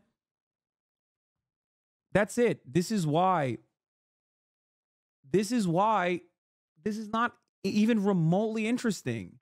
I don't know why you think it's remotely interesting. I genuinely don't understand it. Because the debate itself ultimately should be on the boundaries of what Destiny believes and what Ben Shapiro believes. If you have better talking points and if you have better opinions, you should be able to fucking destroy Ben Shapiro, right? And I want Destiny to do that. I know he's capable of doing that. Florida had another natural disaster. Do you think Trump would withhold aid? Because you had, I think that was one of the few nice things that DeSantis actually said about Biden, was that like, hey, listen, you know, when the buildings collapsed in, I think that was in Miami Beach, yeah, that, you know, for the hurricane stuff, that Biden was there. He was saying, if you guys need aid, however many billions, you can have it. Meanwhile, Trump, I think, was threatening to withhold federal funding from blue states that wouldn't, I think it had to do with the National Guard stuff, the deployment of the National Guard, that they weren't like doing enough for the riots. And Trump was threatening to withhold aid from some of these blue states. Yeah, Trump is literally the most divisive person in the world. I don't see how on any metric he is ever succeeding in the divisive category. In terms of the economy, I do think it's funny that Republicans are very keen to say that, like, well, we can't really grade Trump, post-COVID, because obviously COVID messed everything up, which is fair. But pre-COVID, what did Trump do? Yeah, he did deficit spending, tax cuts. He presided over historic low interest rates and an economy that was already like blazing past the final years of Obama. We were posting all-time highs in all the stock markets in 2013 onwards. Unemployment rates were falling. Now under Biden, unemployment rates are even lower than they were under Trump. But it sucks that for Trump, we can say, well, we can't really hold him accountable for 2020. That was COVID. Well, all we have for Biden is post-COVID. We don't have any pre-COVID Biden, economy. And it was the same thing for Obama too, coming in right after the housing collapse as well. And it sucks that Republicans are able to walk out of office, having burned the entire American society to the ground economically. And now we've got to try to evaluate, okay, well, what did Obama do during his first 2 to 3 to 4 years just trying to recover from where the housing crash left it? And then we look at Biden now, who's trying to recover from COVID, and now we're grading him on a totally different scale than what Trump is being graded on. Yeah, that sucks, I think. We can comment on the foreign policy? On the foreign policy, I'm going to be honest, I am very liberal. I'm very not progressive. I'll probably come off as more hawkish than others because I'm not a big fan of this, which also, if Ben agrees, I think people like Trump are going to be the most dovish isolationist people ever. They don't want to do anything internationally. They just want to, protect America, be at home, protect our economy, don't do anything internationally, which is why he was constantly undermining NATO and constantly, attacking all of the European Union and, cheering on the UK for Brexiting away from the EU. I think that being said, I think that Biden's done a phenomenal job when it comes to foreign policy. I think that the coalition building was so important for Ukraine, Russia, and I'm so happy that he decided to go to our European allies and our NATO allies and try to build a coalition of people to help Ukraine. So that Okay, first of all, that was Vladimir Putin's gift to Joe Biden. Okay, so I don't know about Biden doing that. I mean, who thinks Biden is responsible for Russia invading Ukraine? People who push Z. I'm just saying. that wasn't only the United States. Personally, especially after doing a whole bunch of research, I do tend to side with Israel over Palestine in a lot of the Israeli-Palestinian conflicts. I'm glad that Biden, while remaining a staunch defender of Israel, is trying to rein in some of the more aggressive posturing toward. Yo, okay, that's insane. Yeah, I'm glad that Biden is trying to rein in Israel. Okay, well, he's a fucking abject failure on that front.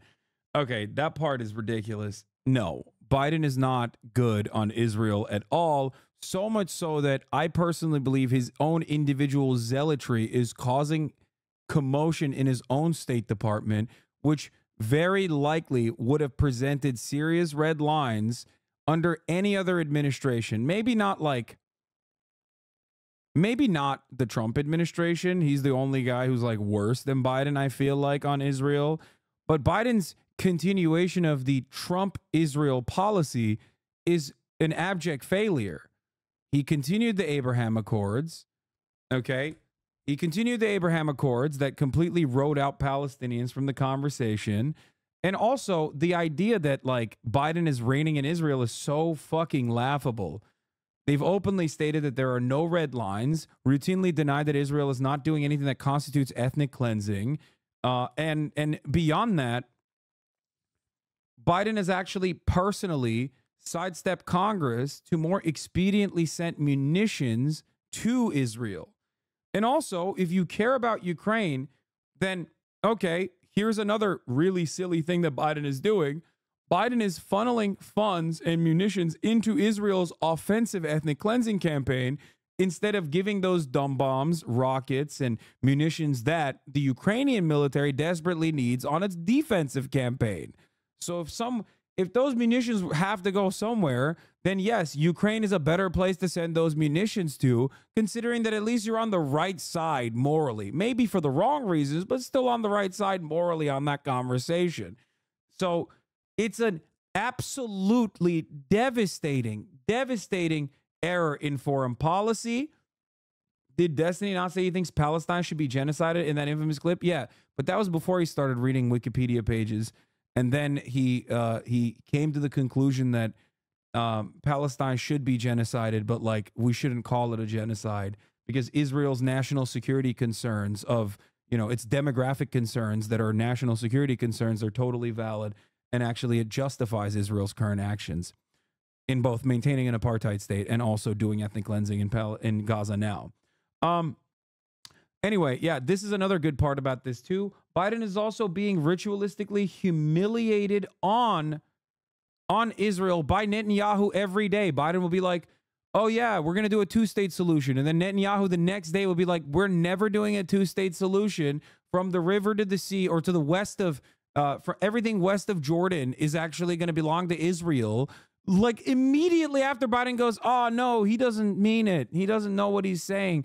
Come on, Jack. I promise he'll find a good two-state solution. I just don't know. Oh, I don't know what kind of two states.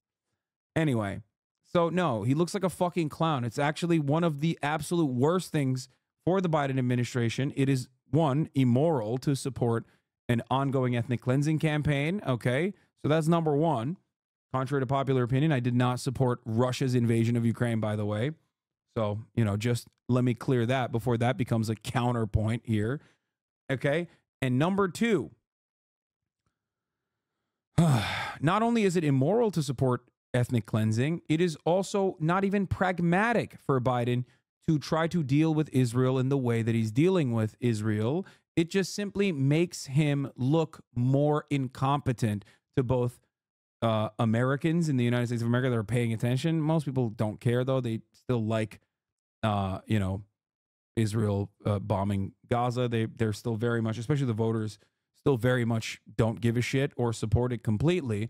But as far as like America's soft power goes, it looks like America can't even rein in its own attack dog. Okay?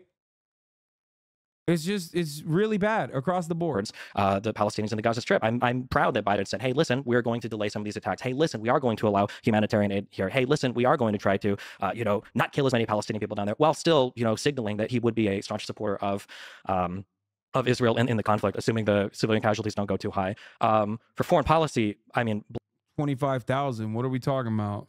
Blemishes. I mean, like the biggest one you can give to Biden is Afghanistan and the pullout there. But man, are we going to talk about, you know, the Inspector General report that says that one of the biggest reasons why the Afghanistan pullout was so disastrous was because of the Doha Accords, where Donald Trump headed talks that didn't even include the Afghanistan army. I mean, like. Okay, that's actually a solid point. The Afghan pullout was also a continuation of the Trump era policy. That was Trump's foreign policy, which Biden continued on. And that's why it was, you know, partially not a great pullout overall. Biden still demonstrated the political courage, probably one of the only instances where he demonstrated political courage and expended political social capital there. And he got punished for it relentlessly. Okay. It was a good thing that he did that.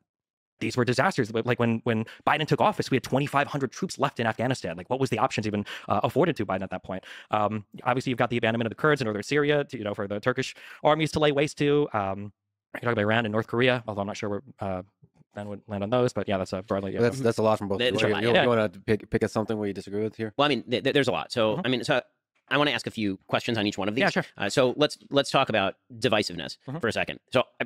There's no one who can make the case that Donald Trump is not divisive. Yeah. Of course, he's incredibly divisive. It's a given. Do you treat Biden's rhetoric with the same level of seriousness that you treat Trump's rhetoric? Or I should probably put that the other way around. Should we treat Trump's rhetoric with the same level of seriousness as Joe Biden or, say, Barack Obama's rhetoric? I'm going to try to be concise in my answers. Broadly speaking, no way. That is not a good... Whoa, dude. If there was a fucking Democrat that spat like Donald Trump did... Ben Shapiro would be fucking humiliating him on a daily basis. He would never baby that person. You can't fucking cut that and be like, oh, just ignore Trump. Just ignore his commentary. Okay, just ignore Biden's dementia then. Like, get the fuck out of here. You can't say that. What a frame this question. Oh my God, I really hope he fucking shovels those statements back down his fucking throat. That's insane. Come on, he's just a little guy. The bully pulpit is not significant? Really? You don't think Donald Trump saying there's very fine people on both sides when he goes up after Charlottesville, you don't think that's a significant fucking error?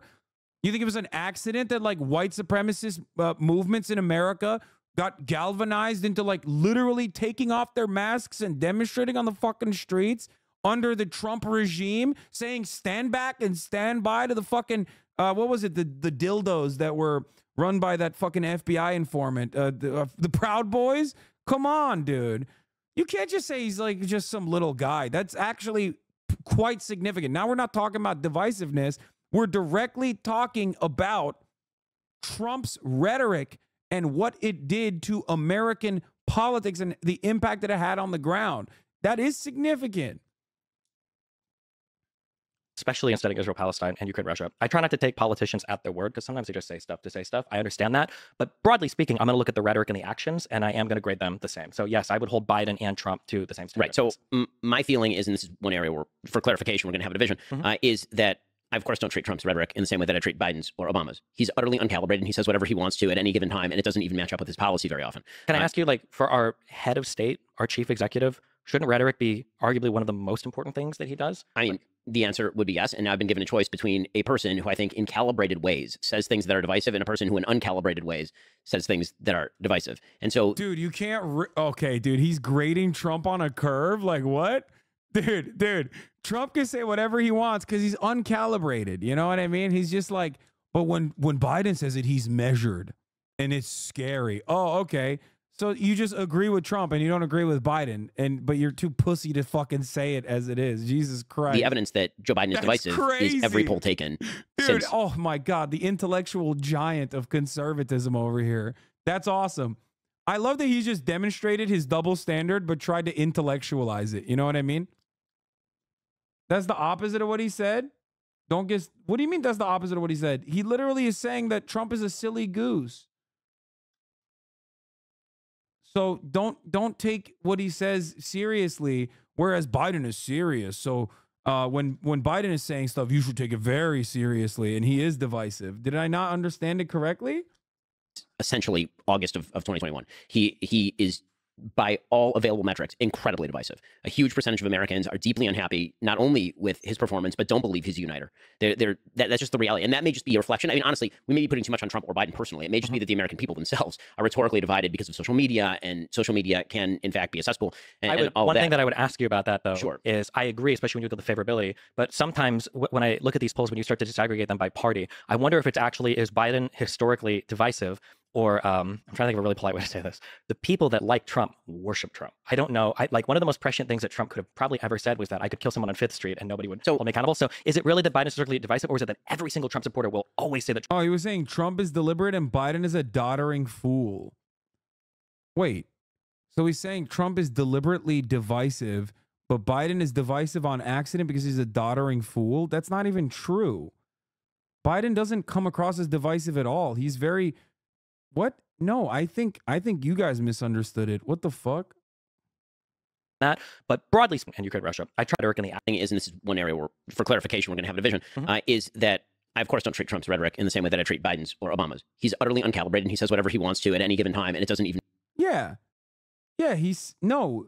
Ben is saying, I'm right. Ben is saying Trump is utterly uncalibrated, so I grade it differently than Obama and Biden. Match up with his policy very often. Can I ask you, like, for our head of state, our chief executive, shouldn't rhetoric be arguably one of the most important things that he does? I mean, the answer would be yes. And now I've been given a choice between a person who I think in calibrated ways says things that are divisive and a person who in uncalibrated ways says things that are divisive. And yeah, no, I was dead on. I was right. Yeah, he's saying, I grade Trump on a curve because Trump is a meanie bobini and he's like uncalibrated and ooh, silly. But Biden is scary because he's very calibrated and very serious when he says divisive things. It's bullshit.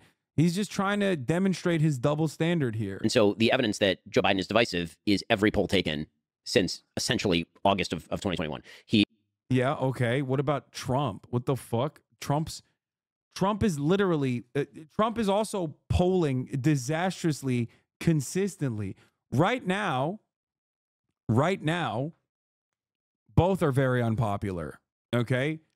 Brandon's unpopularity doesn't come from his divisive rhetoric, though. His unpopularity comes from the fact that he's old as fuck. And an institutional fossil. And people recognize it as such. That's it. Also, yeah, that's a good take as well. Biden is divisive because of polling. Didn't Trump literally lose to Biden? What's Ben going to say? Fucking turn around and be like, actually, the election was stolen? Because you know his ass doesn't believe that. Basically, Trump is unhinged by nature, so whatever he says is fine, but others are essentially more logical, so what they say is more truthful and dangerous is what he's saying. Yeah, except he's not even looking at what Brandon is saying. What the fuck does Brandon say that's dangerous and divisive and scary? The only things that Brandon has ever said that are dangerous, divisive, or scary have been in the last quarter here, okay, in defense of Israel, which Ben is, I'm sure, not going to have an issue with. So that's kind of crazy to me. Ben Shapiro is literally saying that brainwashed people who screeched that Joe Biden didn't legitimately win the election and literally broke aren't rallying around Joe Biden as president. Does Ben not realize how fucking stupid his arguments are? No, he doesn't. It doesn't matter because his community is stupid as fuck. So he can make stupid arguments and he sounds intelligent. And then people will go, yeah, that's my nerdy guy that I like. He is, by all available metrics, incredibly divisive. A huge percentage of Americans are deeply unhappy, not only with his performance, but don't believe he's a uniter. That's just the reality. And that may just be a reflection. I mean, honestly, we may be putting too much on Trump or Biden personally. It may just be that the American people themselves are rhetorically divided because of social media, and social media can, in fact, be a cesspool. One thing that I would ask you about that, though, Sure. is I agree, especially when you look at the favorability, but sometimes when I look at these polls, when you start to disaggregate them by party, I wonder if it's actually, is Biden historically divisive? Or I'm trying to think of a really polite way to say this. The people that like Trump worship Trump. I don't know. Like one of the most prescient things that Trump could. Dude, just fucking be honest about it. What are you doing? Oh, the people that like Trump really like Trump? Just fucking say it. They're fucking insane, okay? They're insane, sweaty little hogs and hogalinas and hoglets that fucking run around oiking like the little piggies that they are. Oh my God, I'm gonna lose my fucking mind. They are a cult. The idea that these dumb motherfuckers are going to come back to reality is insane. That's number one. Number two, most of the Republican Party knows that they're fucking hogs, okay, and don't really care all that much, and they're going to rally around Donald Trump anyway when the time comes, okay? Just fucking be honest. Be honest. It's cult. It's cult shit. They're a cult, okay? You cannot reason with a group of individuals who think Joe Biden is a fucking pedophile vampire who stole the election, who's simultaneously a doddering old fool, but also a sinister plot maker that stole the election from millions of honest Americans. Like, none of it makes sense.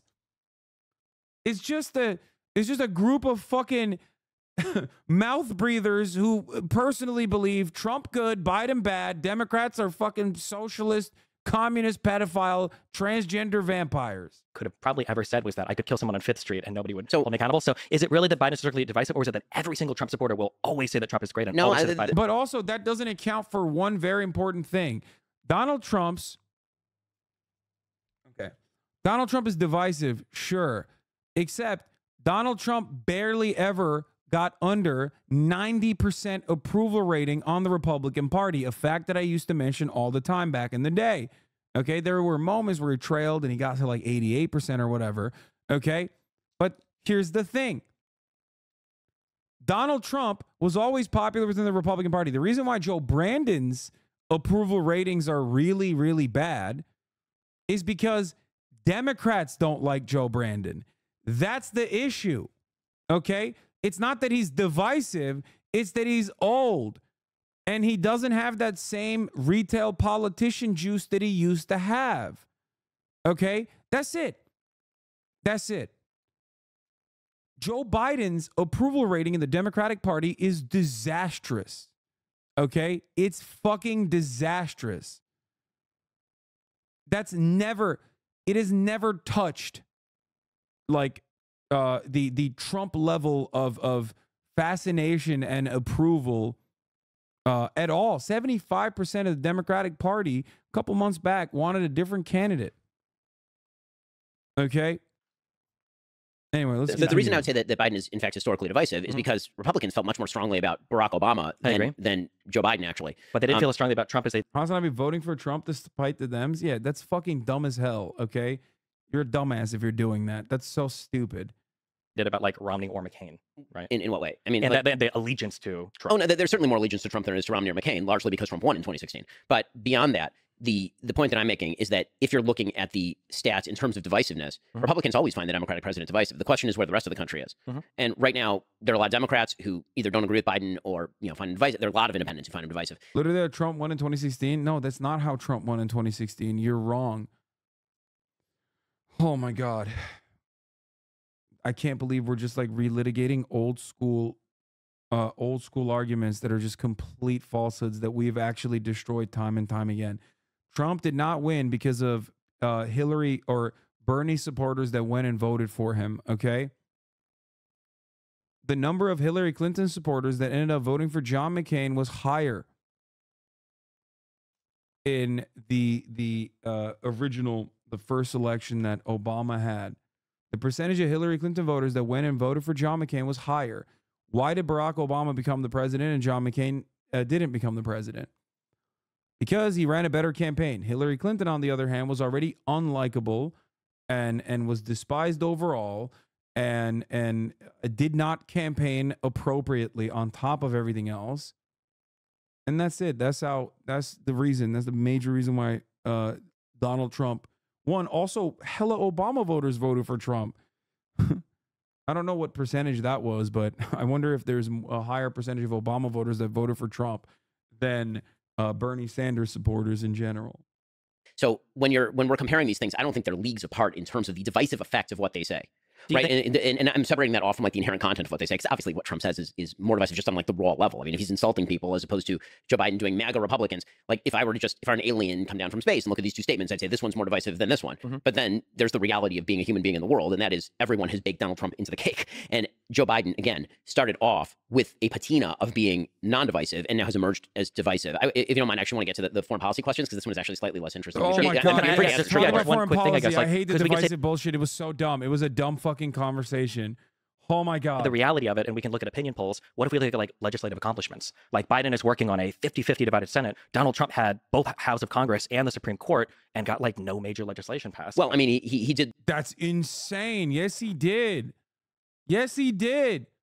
Donald Trump passed the most significant tax cuts. What are we talking about? That's insane. The other side of this conversation is also silly because, like, Republicans don't ever pass spending bills, like, or not spending bills. They do pass spending bills, obviously, but like, they don't pass signature legislation. It is antithetical to their worldview.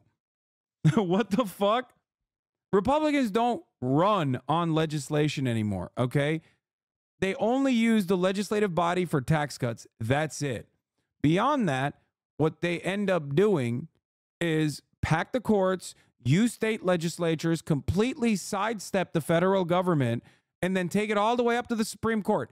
That's their modus operandi. That's how they fucking operate. And beyond that, it's not like they have any real tangible legislative goals. The only thing, I guess, that you could point to is that, like, he failed to repeal Obamacare. That's it. That's it. Which would have been disastrous and genuinely unpopular regardless, because it would unwind important things like protecting fuck. My brain is melted at this point. It would unwind the provisions like you can be under your parents' health care until the age of 26. It would also destroy pre-existing condition protections. Those are very important parts of Obamacare. And he also still ended up repealing the part that he found to be annoying, which was the stopgap funding measure for those who weren't a part of Obamacare or did not show insurance that had to pay a fucking price for it, pay a fine for it. So he took that out anyway. So who cares? He literally succeeded on that front. That was the thing that they hated the most, supposedly. Not that it fucking matters. Yeah, the mandatory penalty's gone. He removed that. Lose Congress in 2018, but yeah, sure. But prior to that, because we got the infrastructure bill, I think, in 1 year, which Trump promised for his entire presidency. He didn't get anywhere on it. I mean, yes, his Republican base was not. Yeah, dude, come on, infrastructure, really? Trump was gonna do infrastructure? That's crazy. Like, that's a dumber argument than fucking Trump promised to build the wall and he didn't. Okay, that's a better argument than being like Trump promised he was going to do infrastructure. Nobody believed that was a real thing. What the fuck? Not in favor of mass spending on infrastructure, and see? So there's that. I think that's mostly a state and local. But they were in favor of mass spending for tax cuts. That's not spending. I mean, effectively it is, right? Like, effectively, it's not. Well, if you're cutting tax receipts, but you're not changing the level of spending, like Biden did with the IRA. I mean, again, we have a fundamental philosophical difference here. I think that when the government takes my money, that is not the government somehow being more fiscally responsible. And when the government allows me to keep my money, I don't see that as the government spending. I see that as my money, and the government is taking less of it. That's great, but Oh, that's crazy. There you go. This is why neoliberals are woefully incompetent at debating fucking neoliberals that are right-wing, okay? That's sick, man. He's over here talking about fiscal responsibility with a dude who does not give a shit. You're not going to win that argument, brother. Like, even if you win that argument, who are you really winning that argument for? It's not a thing that anybody believes, okay? The left doesn't believe it because they look at fucking military spending and go, oh, that's really weird that we have so much fiscal responsibility for our endless discretionary spending increases year over year for the American military, but no fucking fiscal responsibility for anything else. The right doesn't believe it. It's all magic, okay? The only people that care about the deficit, I say this all the time, are the dumbass Democrats, okay? Like, that's it. The Democrats and fucking Paul Ryan. Who else believes in real deficit hawking? Not the Republicans. They only talk about it when Democrats are in charge. Democrats, they are the only ones who actually are trying to balance the budget. It's so dumb. And it's not a popular position to push for anyway. Okay?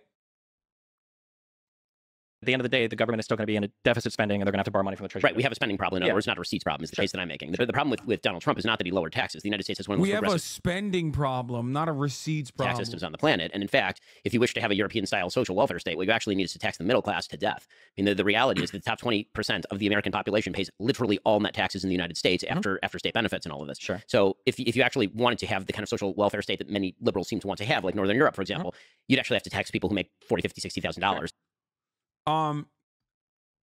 He's not completely wrong. Not tax the middle class to death. He's not entirely wrong. We do need tax reform, okay, especially at the federal level. And a major part of the problem is also not just simply purely taxing income, but developing better mechanisms to tax wealth, okay? That's it. No, you would end up taxing the middle class more as well in this process, for sure. The reality is that there is so much unimaginable income inequality in the United States of America that the middle class and anyone below the middle class are actually giving a significant proportion of their yearly earnings back to the fucking government, both the local, the state government and the federal government, than the actual billionaire. So a lot of people get lost in the sauce and talk about like, oh, the top marginal tax rate. The problem isn't at the top marginal tax rate, which is relatively high in comparison to European countries as well. I myself pay because I don't have any vehicles to hide or any shelters to hide my earnings or do any like real deductions or anything like that. That I just straight give a lump sum to the federal government and the state government at the end of the year that basically almost cuts my earnings in half. I'm one of the very few people at my own tax rate that operates like this. Beyond that, many people at this level would oftentimes create like multiple different LLCs, S-corps, like ways in which they can, manage their taxes a little bit better. And in this process, I have realized that like a big chunk of the issues come from those who are in the 1% and above, right? Or in the top 10% of wealth in this country that have assets. Okay? The top 10% of wealth in this country have most of their wealth in assets, and we do not have a decent way of taxing said assets. Okay? It's not about income at all, because when you target income, and we have done that, and you could still raise the top marginal tax rate for sure, but when you go off of simply pure income, you're going to be taxing only like lawyers, doctors, high earners in the professional field, athletes, celebrities, you know what I mean? Like musicians, entertainers, but not like those in finance, not the people that you think of when you think of like actual billionaire style wealth. And that's fine. And I think that you can still increase top marginal tax rate. Okay. But beyond that, the real issue is going to be on the capital gains front and on the wealth front in general. Okay. That's it. You got to stop reading my messages. I'm a dumbass. What? Richest country in the world on our rolls filled with cracks, bro? I'm not. I'm only reading the top of the hour ad break. You have to look at the effective tax rate, though, and effective tax rates in America are at an all-time low. And I don't want that. I agree with that. But how do you explain the lack of legislation? I mean, if he's like such a uniter. Because I think the Republican Party itself is quite divided, and I think that Trump's... But isn't that his job? He's the head of the Republican Party. He's the Republican president of the United States. I mean, again, I don't think that Joe Biden has passed wildly historic legislation. The infrastructure bill was the largest, like... So here's the problem. If you're a Republican, the only bills that you can get consensus on tend to be bills that either... that let's be real about this, that are tax cuts, because as you would, I think, agree with, when it comes to polling data, Americans constantly say they want to cut the government, and then the minute you ask them which program, they have no idea what they're... Right, exactly. And so it's much harder to come up with a bill to cut things than it is to come up with a bill to add things, which is why spending was out of control under Trump as well. But there are some Republicans who still don't want to spend on those things, right? So inherently, the task that... This goes back to the first question. The task that Republicans think government is there to do is different than the task that Democrats think that government is there to do. So the way that the very metric of success for a Democratic president versus a Republican president, namely, for example, pieces of legislation passed, as a Republican, one of my goals is to pass nearly no legislation because I don't actually want the government involved in more areas of our life. I want to ask a couple questions on the foreign policy. Sure. Yeah. Okay. Wait. Real quick. So, for instance, like Donald Trump wanted to punish China, and he wanted to bring microprocessor manufacturing to the United States. Biden did that with legislation, with the CHIPS Act.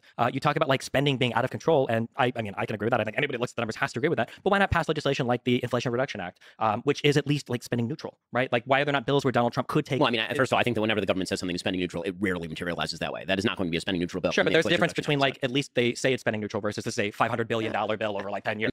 Yeah, that's fucking bullshit, okay? If you're a deficit hog, at least do a better job of arguing your positions, Destiny. What the fuck are you talking about? They literally have been desperately trying to cut IRS funding out of the IRA. That is like one of the major ways to actually fix the deficit. Ben Shapiro is not going to be able to defend against that position. Every dollar that you spend on the IRS, okay, every dollar that you spend on the IRS comes back in $3 of the government coffers, okay? That is not a way to cut, that is not a way to fix the deficit by fucking cutting IRS spending. It's bullshit, okay? Also, the 3-minute ad break is upon us. I forgot. I mean, well, but again... No, I said the IRS and I said the IRA, the Inflation Reduction Act. I thought the IRS funding provisions were inside of the Inflation Reduction Act, which is the IRA. Oh, sorry. It's not even $1 for 7. It's not even $1 for 3. I was wrong. It's $1 for 7. Uncle Sam is going to get so mad at me for fucking that important statistic up. On average. Anyway. I don't see a tax cut as a matter of quote spending neutrality. The big problem is they keep spending, not that they are allowing me to keep the money that I earned and they did not earn. But okay, so then just to understand, so if somebody just did massive like reductions in tax receipts, so tax cut after tax cut after tax cut, but they didn't change spending at all, you wouldn't consider that like an increase in deficit spending or out of control spending. You would just say they're just tax cuts. No, the opposite. I would consider it a wild. I would consider it a wild overspending. Okay. Meaning so then that, was it under Trump then when he did the tax? I mean, the deficit spending, by the way, under Biden is way worse than it was under. Of course, but we're in post-COVID, right? COVID ended effectively, and you live in Florida. COVID effectively ended in the state of Florida by the middle of 2021. Yeah, I mean, even if you're a vaccine fan, by like April, May of 2021, there was wide availability of vaccines, whether or not you like the vaccines. Yeah. And at that point, we were done. I agree, but like we're in a post, like how many trillions of dollars have been dumped in worldwide that are like leading to inflation, right? The inflation is like a worldwide issue right now because of the economy shutting down for a year or two. It's not like those effects are gone in 1 year, right? COVID might be gone, but the after effects of all the stimulus spending and the unemployment and everything else. The definition of inflation is too much money chasing too few goods. So pouring more money on top of that makes for more inflation. That's what it does. Sure, I agree. Okay, let's use deflationary mechanisms then. You got monetary policy and you have fiscal policy. How about we use some fiscal policy? It's always monetary policy. Like, what do you mean? Ask Ben about what he would do as far as deflationary fiscal policies. I want to know what Ben Shapiro thinks we can do, because it would go against his own personal worldview. I mean, even neoclassical economists agree on this, I think. Hold on. Let me turn on this indoor walk. That's right. We're walking, baby. But like, there's also the definition of when do you deficit spend is when economies are headed for recessions, right? Rather than when economies are doing really well, like they were under Trump, and he was deficit spending. Whereas Biden can at least make the argument that I ought to be deficit spending because the economy is heading for potential recession. Right? So here's the thing: I don't think that the economy was actually headed for recession. In fact, if you look at the economic Every statistics, economist said it was. No, Every it- economist. okay, They're still it was- saying that there's like a recession coming, right? right? But that was largely because of the after effects of inflation. Meaning, if you inflate the economy, what you're going to end up doing is bursting a bubble, and then when that bubble bursts, you'll get a recession. I mean, that was the basic idea, right? The question was whether you're going to get a soft landing. But if you actually look at, for example, the employment statistics or the economic growth statistics in the United States, what they look like under the last year's Obama and then Trump. I mean, this is what the chart looks like. It looks like this, and then it hits March of 2020. It goes like that, Yeah. right? And then by like September, it bounces back up, right? It's a V-shaped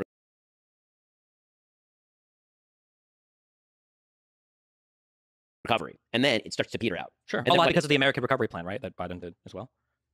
I mean, 4 million jobs. Yeah. no, I'm not going to attribute it to that because the rates of growth in job growth from September, October, November were actually very similar to the rates of job growth after Joe Biden took office. What you see is actually kind of a straight line. I mean, what the chart looks like. In any case, okay. So Yeah, sorry. on the foreign Let's get policy it, stuff, yeah. this is getting abstruse. But on Don't the foreign policy, save him, Legs. What are you doing? I mean, there are. God, I thought Destiny was like a Joe Biden simp. Doesn't he portray himself as like a big like he talks about Brandon being like a boss hog? This is one area where he should be fucking ripping into Ben Shapiro. What is happening? What is happening? You didn't even ride for Biden hard enough. What the fuck do you ride for?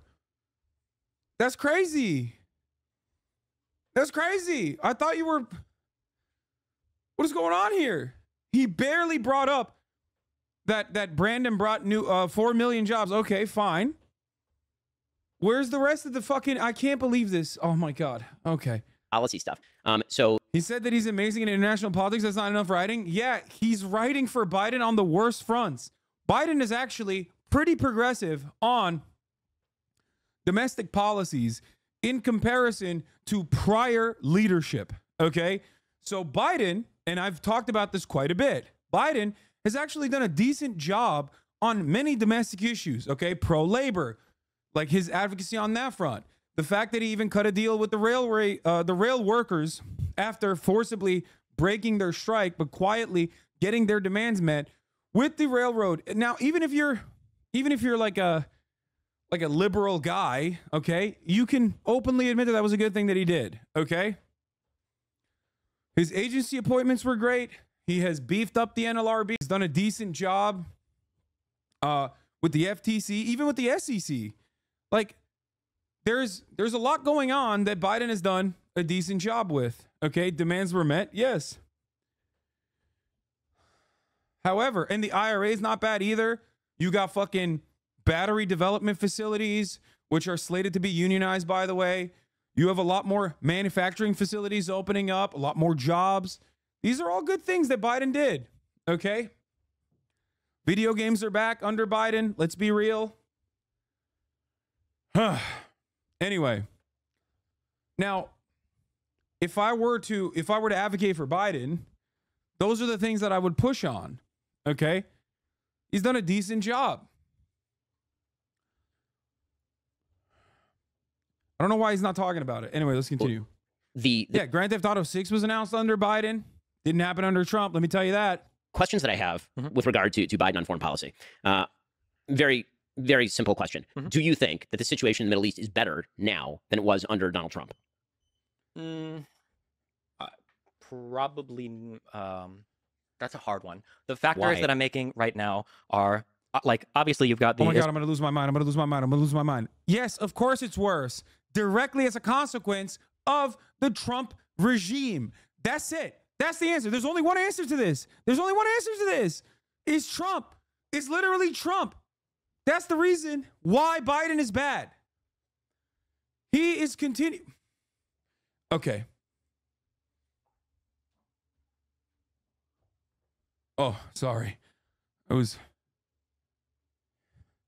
Kaya eating a bone. Okay. I have to fucking I can't walk and yell at the same time. Okay. I'm gonna be honest with you. I know a lot of people say, Hasan, all of my haters, especially like Destiny fans that come in here, they always say like I'm so bad about foreign policy. But I really legitimately think Destiny is really, really, unfortunately, a little out of his depth here, okay? The issue with the Biden regime is that it is a direct continuation of Donald Trump's horrible foreign policies. Okay? Horrible foreign policies. You can just very easily turn this around. You're not letting it play. Israel-Palestinian war that's going on right now, which is kind of bad. But like broadly speaking, I'm not sure how much that affects the Middle East as much as like the collapse of Syria. 2013 Syrian civil war sent millions of immigrants throughout all of Europe, which was under Obama and continued under Trump. Trump didn't do anything to alleviate any of the Syrian civil war. Why did Syria end up as a preserve of Russia again? How did Syria end up as a preserve of Russia? Yes. Why did it end up being essentially a client state of Russia? I know that Putin enjoys access to the ports down there. I don't know. I mean, the reason is because Barack Obama suggested that there was a red line that would be drawn in the face of chemical weapons use. Bashar al-Assad then used chemical weapons in Syria, and Barack Obama was unwilling to then essentially create consequences for Syria in the form of any sort of Western strike. And so instead he outsourced it to Russia. This is 2013, 2014. Sure. Do you think there might have been some hesitancy after like seeing how Libya ended up that maybe us like intervening? Who was president during Libya? Obama. Yeah, I mean, like, so sure, but what does that have to do with anything? I'm just saying, like, there might have been like a mistake learned. The point that I'm making is that actually the Middle East, I mean, just historically speaking, was historically good under Donald Trump. I mean, it's very difficult to make a case that either before or after Trump were better than during. Okay, foreign policy, just like economic policy, really, is almost always a direct continuation of prior administrations. Okay, everything that happened in the Brandon administration, you can directly find fault in the administration prior. Even Syria, when you talk about putting the blame on Biden, is still it's still a major problem due to the former war on terror and the destabilization that the Republican administration of George W. Bush created. It doesn't matter ultimately because both parties are completely aligned when it comes to foreign policy anyway. But if you were to try and make an argument here between like foreign policy between Joe Biden and Donald Trump is still worse. It's just the truth. Donald Trump greatly escalated drone strikes. Donald Trump was horrifyingly bad on the issue of Israel-Palestine. Moving the embassy to Jerusalem was a major misstep. A misstep that I don't even think Hillary fucking Clinton would have done. Okay? These are all awful flubs. The Abraham Accords was genuinely awful. Genuinely awful. Casting aside the signature accomplishment of the Obama administration in the form of the Iran denuclearization agreement, which was created through so much unilateral cooperation and was continued on with our European contemporaries literally going in and investigating, putting fucking cameras in nuclear facilities. Oh, it's just so bad. Biden's faults and failures are a direct consequence of following on the Trump agenda on foreign policy, okay?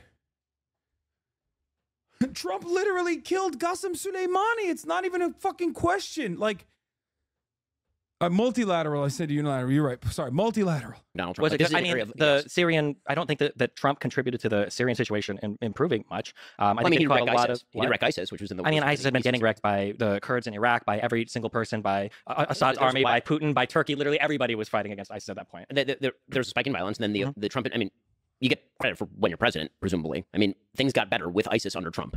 I mean, yeah, they did. I mean, things got worse with ISIS under Obama. For sure. He called them the JV squad. Sure. And then they became not the JV squad. Who created ISIS? Shut the fuck up. Dude, how is... Oh my God. Oh my God. Oh my God. Oh my God. Trump literally killed the #1 ISIS killer in the fucking region, okay? Qasem Soleimani. Sure, bad guy. You don't like him, okay? Plenty of people don't like him in the region. But undeniably, that's the guy who was killing ISIS, okay? Trump did such a good job of dealing with ISIS that he killed the fucking #1 ISIS killer. Jesus Christ. Lamar Hasan is a crybaby, to be honest.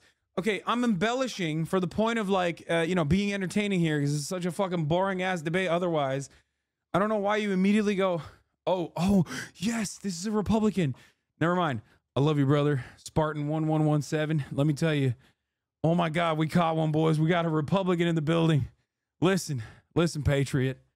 I love you, okay? You're right. Fuck Joe Biden, baby. But I don't know if ISIS... God, I got so excited. One conservative in like a sea of annoying smarmy liberals. Oh, hell yeah. This is originating in Syria, and Baghdadi, and all of the growth of that is necessarily Obama's fault. I know that we like to say that Obama created ISIS. I don't know if you say that, but I've heard that saying a lot. I think that's a little bit simplistic. I don't think that when I'm looking at like actions that presidents have taken, the biggest criticism I have for like Middle Eastern policy is I think the Doha Accords were a disaster, and I think that's like one of the biggest blemishes that we have right now. I would also argue that moving the embassy to Jerusalem was also kind of silly, and arguably contributed to some of the conflict we see right now. No, I'll argue precisely the no, that's huge. That's a huge deal. No, you're right. Don't fucking back away. opposite, especially given the fact that after the God damn it, Wikipedia reading motherfucker, Jesus Christ. movement of the embassy to Jerusalem, the Abraham Accords continued to sign and actually expand. And that if Donald Trump had been elected, I have no doubt in my mind that Saudi Arabia would now be a part of the Abraham Accords. In fact, that was basically pre-negotiated. And then when Joe Biden... Oh, dude. Oh, shit. Wait, I didn't realize. Guys, if Saudi Arabia officially normalized relations with Israel, then the Palestinian population would magically go, oh, fuck, dude. Saudi Arabia, which we love and are super fond of, are now dealing with Israel. So I guess that must mean that, like, the situation is solved. Shut the fuck up, Ben, you fucking idiot. What do you mean Saudi Arabia? The fuck are you talking about? October 7th literally is a direct consequence of writing out the Palestinians from the equation completely and trying to normalize relations with Gulf states, but while sidestepping the Palestinians entirely. Took office, Joe Biden took a very anti-Saudi stance on a wide variety of issues.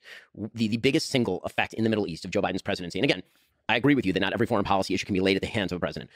Joe Biden's main approach to the Middle East was very similar to the Obama approach, which is why the Middle East was chaotic under Obama and chaotic under Biden. And that was to alienate allies like Saudi Arabia and Israel, and instead to try to make common cause or cut deals with Iran. What that did is incentivize terrorism from Iran. What we're watching in the Middle East is Iran attempting to use every one of its terror proxies in the Middle East, and it was specifically launched in an attempt... It's so funny that he's saying this when, like, Iran, Israel, and the United States of America said that Iran was not involved in October 7th, okay?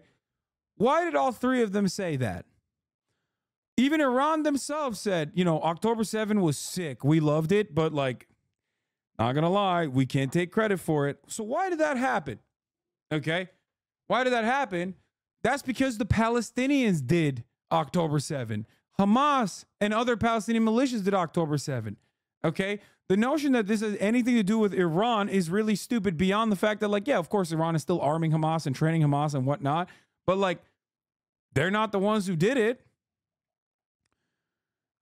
And the major reason as to why it happened is because they were not dealing with the Palestinians at all. They were just completely writing off the Palestinians from the equation with the Abraham Accords.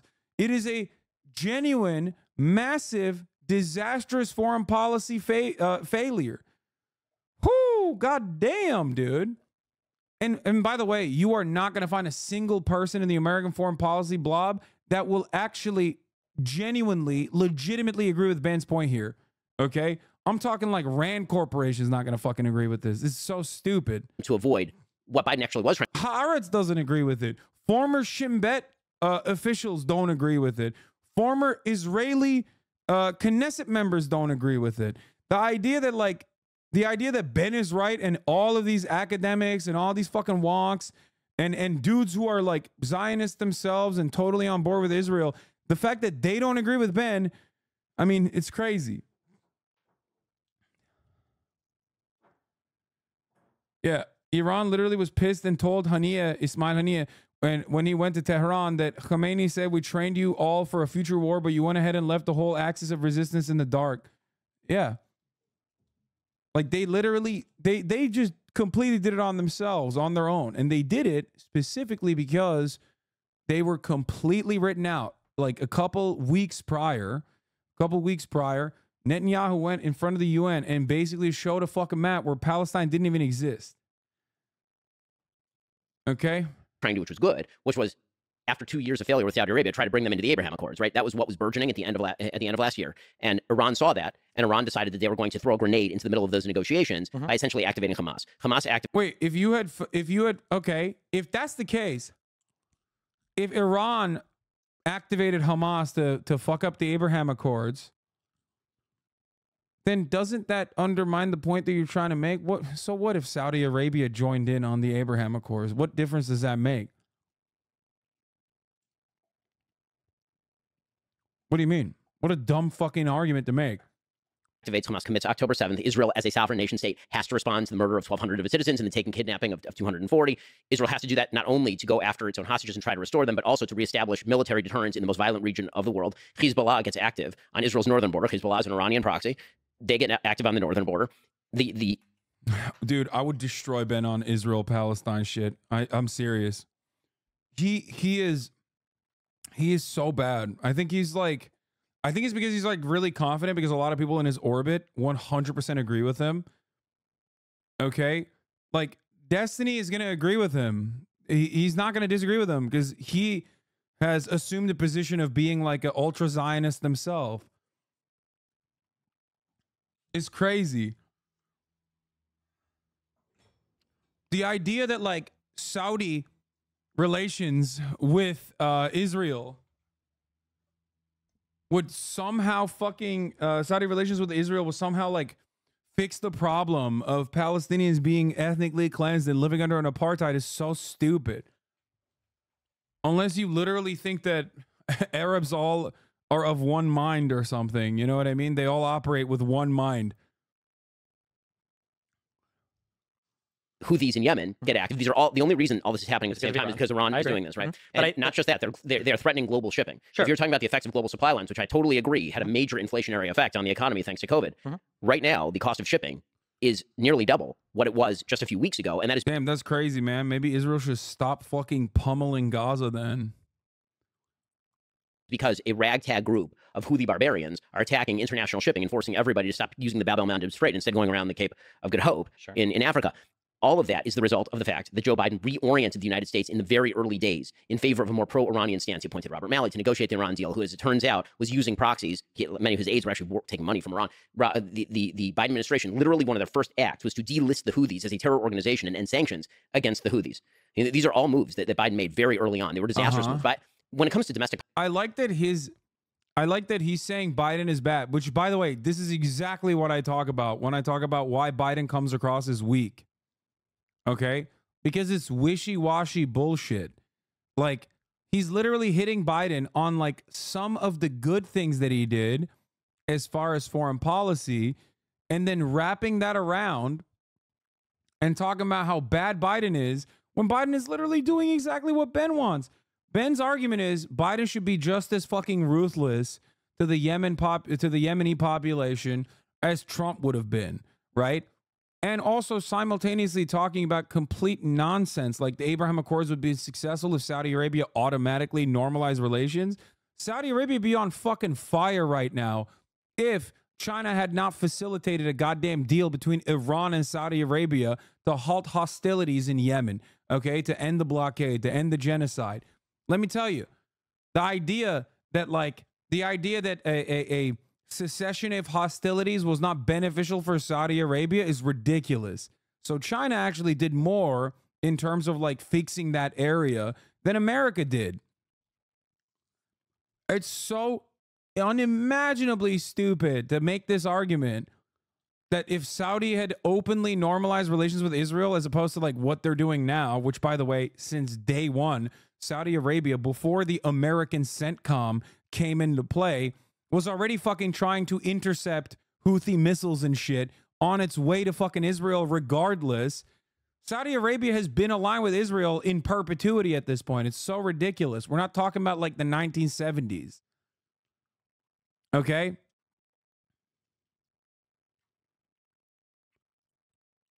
You're giving too much credit to China. Saudi went to them to spite the U.S. for not helping against the Houthis. Brother, I'm not like a BRICS truther at all. I understand that. These countries are leveraging their relations with China in an effort to get better deals or make better demands from the United States of America. I agree. Okay? I'm simply telling you what is going on. What happened is the Iran-Saudi normalization agreement was facilitated by China. That is true. That came with a cessation of hostilities against the Yemeni population.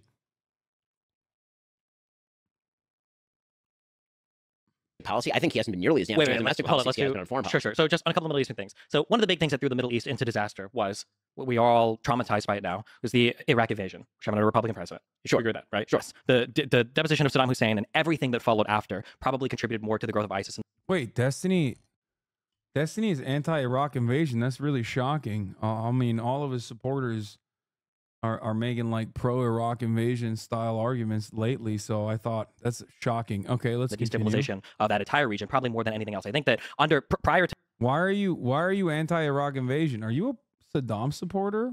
It's kind of interesting.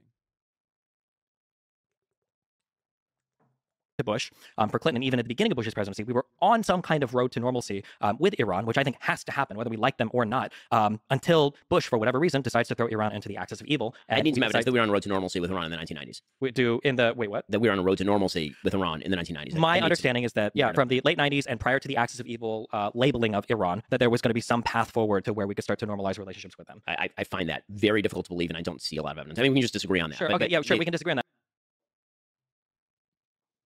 Why? I mean, why does Ben disagree with that? I wonder. I mean, I don't personally think that America was ever genuinely interested in normalizing relations with Iran, but why does Ben disagree with that? I wonder. No, but I know that the after effects, just a quick note, the after effect of the Iraq war that was the most devastating was the increase in power of Iran. I agree. Yeah, because of the destabilization of Iraq and Iraq not having a government that. Wait, that's the bad part of the invasion of Iraq, is that it gave Iran more power in the region. That's what that was functional for at least a decade, and was in fact a Sunni government, right? Originally, it was a Sunni government. Disbanding the Sunni army was one of the worst things that the Bush administration did. Banning all the former Ba'ath parties, sectarian, all horrible under a Republican president. But don't disagree. That that probably contributed more to ISIS, to the growth of power in Iran, maybe even to the destabilization of Syria, probably more than anything that Obama did. Also, when we look at Iran funding people in the region, I don't disagree with that as well. I think Iran is the #1 instigator of bad guy things right now in the Middle East. Iran, the IRGC, I supported when Donald Trump killed Soleimani. I think that was a great thing. I think that Iran is a major problem. Wait, I don't get it. So if you're I'm sorry. He's anti-deposition of Saddam, but pro-assassination of Qasem Soleimani. Like, one created a power vacuum. The other one greatly escalated tensions. Why is the other, like, if you're against one, why are you not against the other? It doesn't make sense. I mean, this is like entirely incoherent. If you're talking about the destabilization of the Middle East, he is anti-Saddam. I think you misheard. No, but he said the deposition of Saddam and the destabilization of Iraq was greatly beneficial to Iran. Okay? And he's talking about it like we shouldn't have done that. I don't know what his solution is. I have never interrogated his positions on the matter, but like, you can't. The assassination of Qasem Soleimani was unimaginably bad. It was a total fuck up, genuine fuck up. Definitely not appropriate. And the only reason why it didn't escalate into further conflict is restraint on the Iranian side, partially as a consequence of their own economic prospects in general. But it's not because of America. America was not being restrained in that situation at all. It was a gross violation of sovereignty.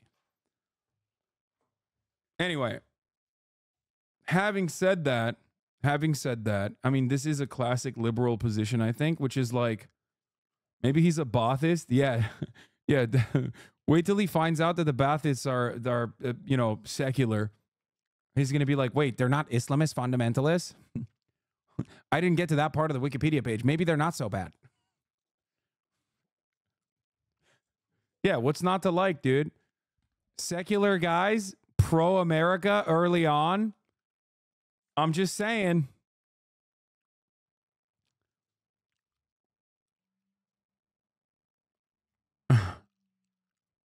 Maybe not so bad. Anyway,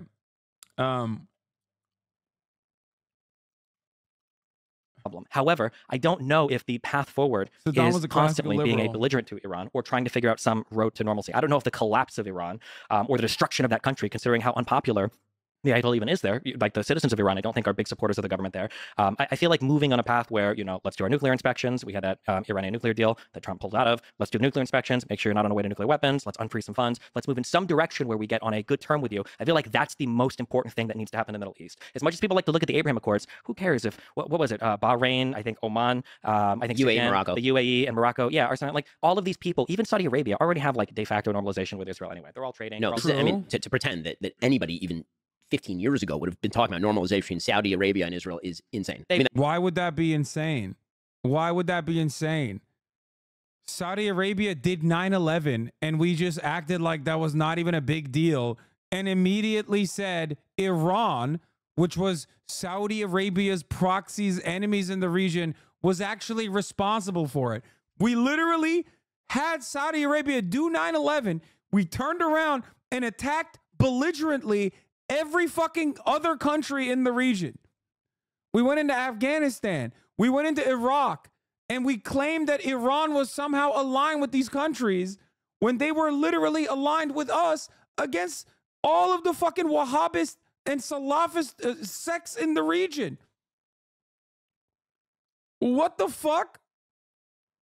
What are you saying? Why wouldn't we have a complete normalization agreement set in place between Saudi Arabia and Israel? They're both are incredibly important allies in the region. The fuck are you talking about?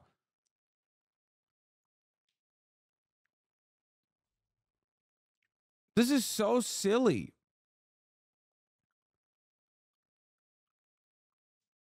Come on, dude. Push back, please. I'm like a little kid with a fucking...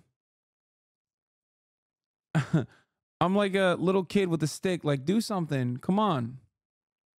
and They were already on that path. They had already been they were already de facto trading partners with each other. They had already been collaborating and doing That's a wild claim that Israel and Saudi Arabia were going to normalize 15 years ago. 15. That's not a wild claim. That's not a wild claim at all. Shut the fuck up, Ben. That's not a wild claim at all. What the fuck are you talking about? That's not... Why is that a wild claim? Oh my God. Why would that be a wild claim? They're both profoundly important trade partners of the United States of America. It's not like we magically decided 15 years ago to start giving Saudi Arabia weapons or have bases. The fuck is Ben talking about? You're so dumb. Fuck. How can he talk so much about Israel, Palestine, and just not know anything? At least like know the right talking points. No, the reason why he's saying this as a wild claim is because he doesn't know what the correct talking points would be in this situation. The only thing that the Abraham Accords did was make the private relationship that Saudi Arabia had with America, and not so private really, and in recent years especially, and all the other Gulf nation states, the relations that they had with America and Israel, because Israel is a continuation of America, okay? It was just to make it public. That's it. Years ago might have been a wild claim. But after Turkey, after Jordan, and then in the past like 20 years of like economic relations and ties with each other, all of the leadership in the Middle East, and you'll agree with this, look at Israel and they go, okay, well, we got Palestinians who, God bless them, do nothing.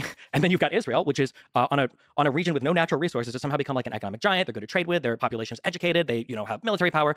All of the leadership in these Middle Eastern countries are wanting to be friendly with Israel and are engaging in trade. Dude, why is Destiny using like Zionist arguments like he's like 65 years old or something? Like, this is what Joe Biden believes, okay? I feel like these are arguments that like a really old person would make who like thinks about the glory days of Israel, 6-day war type shit. You know what I mean? Yeah, sure, he's a Zionist, but like I feel like the talking points have been updated by now. He's like, yeah, everybody wants to be everybody is like, wow, look at Israel, the greatest economy, no natural resources. They took a swamp and they turned it into, bountiful harvest. It's like, yeah, dude, I can't believe the Israel, bountiful nation. They made ways, dude. It's an entire country filled to the fucking brim with goddamn DJs and also Pegasus spy tech, okay? What the fuck are you talking about? The entire purpose of Israel is a destabilizer in the region. It's America's military base as a country. That's it. With its own motherfucking espionage network. This is crazy. factor with Israel, and the idea that like the UAE and Bahrain were brought in to say like, oh well, now we're going to officially say this. I just those were the first steps toward obviously the formation of a new Middle East in which economics would predominate over sectarian conflict. The chief obstacle to that is Iran. The notion that that negotiations with the Ayatollah were going to be a solution to any of this is, but do we think absolutely benighted. Is it the Abraham Accords that's convincing Saudi Arabia to take a stance against Iran? No, I mean, they're already fighting. Yeah, they're already fighting with each other, right? Like, I don't think the Abraham Accords moved us any closer towards any type of real peace in the region. What has to happen is something has to happen with Iran. Good job. There has to be some diplomatic bilateral communication there. No, what has to happen is the containment. He's right. He's right. That's good. That's a good way to talk about it. Which was what was taking place with the increased normalization with the Sunni Arab world and Israel, combined with significant economic sanctions. Dude, I think Lex is interjecting too much. He really needs to dial it back in this debate. I mean, he's he's really punching a lot. You know what I mean? He's got to pull back a little bit, right? Come on, Lex. The notion that Big yapper. there's this far-fetched notion in foreign policy circles that diplomacy can sort of be wish-cast out of thin air. That if you sit around a table, that you can always come to an agreement with somebody. The Ayatollahs do not have common interests with the United States. They do not. And this idea that they are willing to take money in exchange for example, some sort of peaceful acquiescence to Israel's existence is obviously untrue. Hasn't that been the case, though? That you've had a region with tons of sectarian violence for a long time, and then finally Turkey was like, you know what? This isn't worth it. The United States paid them a lot of money. They had conversations with Israel. You know what? The economy, the economic gains. Well, I mean, same thing with Jordan, same thing with Turkey? The fuck's he talking about? Turkey. Turkey is a NATO country. It has been Israel's #1 dick rider privately and even publicly for quite some time. I don't know why he's fucking talking about Turkey. The fuck does he mean Turkey? There's no way. I don't think he's talking about Turkey, right? There's no shot. Turkish politics, Sure, yeah. but the situation with Turkey was actually quite warm between Israel and Turkey in the 90s when you had the sort of secular Muslim regime in the 90s, but they signed Ataturk in place, and now Erdogan has joined in the fray, and Erdogan is significantly more radical than what he was. No, he's not. Shut the fuck up. It's just chirp, dude. It's just this. It's just chirp. Ben, shut up. Turkey's significantly more radical. Yeah, dude. Turkey has, like, even during the Mavi Marmara situation, okay, Erdogan was constantly fucking yelling at Israel while they were still training Israeli pilots in Turkey in American bases. Like, the idea that Turkey has ever been at odds with Israel and its existence or with Zionism is fucking bullshit. Okay? Oh, sorry. If I said Turkey, I meant Egypt. My bad. Yeah. Okay. So Egypt, yeah. Right. So like, in terms of like Egypt and Jordan, right, were the first two. You need here's the thing. You need. Is it possible that you could theoretically come to a deal with Iran only with a new leadership? He was not talking about Turkey. He was talking about Egypt. Two entirely and utterly insane mix-up, but fine. Okay, this is true for every peace agreement in the region. Israel could not have made peace with. Well, they made peace with Egypt, and Sadat was the leader for Yom Kippur, right? They did not make peace with Nasser. Right. Sure. The point is that this is a different regime. You need a different regime. But I'm saying the same regime that did the part of the Yom Kippur War was the same regime that negotiated peace with Israel. I mean, that's true. It is also true that that is a relationship that could be cultivated specifically because it was Sadat who made clear he was going to come to the table. Have the Iranians ever made clear that they would come to the table over, for example, the existence of the state of Israel? No. That is not a thing that's going to happen. But I think people probably felt the same. Every single one of their proxy groups, every one of them, not only calls for the destruction of the state of Israel, they also call for the destruction of America. I mean, this is literally the Houthi slogan. They're busy hitting ships, and that's crazy. Why aren't they saying nice things about America instead? Aw. That's crazy. He thought Erdogan was the prime minister of Israel like 2 months ago? Yeah, after saying that he was the president of Syria or something. I saw the video. I saw the clip. Yeah.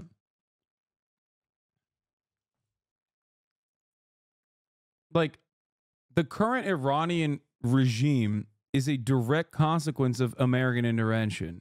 American intervention that originally came in 1953, okay, before Iran could ever even develop any real relations with Israel. So that's another American fuck up. So I don't know what the fuck we're talking about. I guess like Ben has to be a Shah defender in general, though. But he got Arafat and Erdogan mixed up.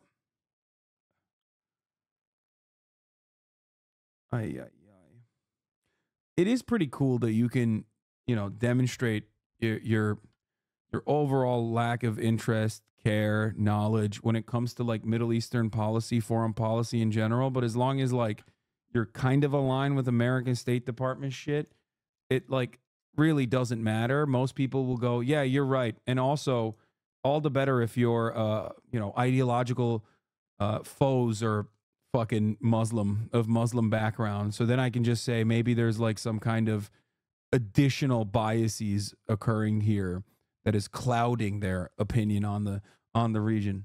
Their slogan is literally Allahu Akbar, death to America, death to the Jews, death to Israel. It doesn't fit on a bumper sticker, but and it's not all that catchy, but that is in fact their slogan. The notion that the regime that propagates that is going to be approached with diplomacy is not only wrong. The problem is that it's easy to say the stakes of diplomacy are okay, well, so we try to talk, right? Jaw is better than war.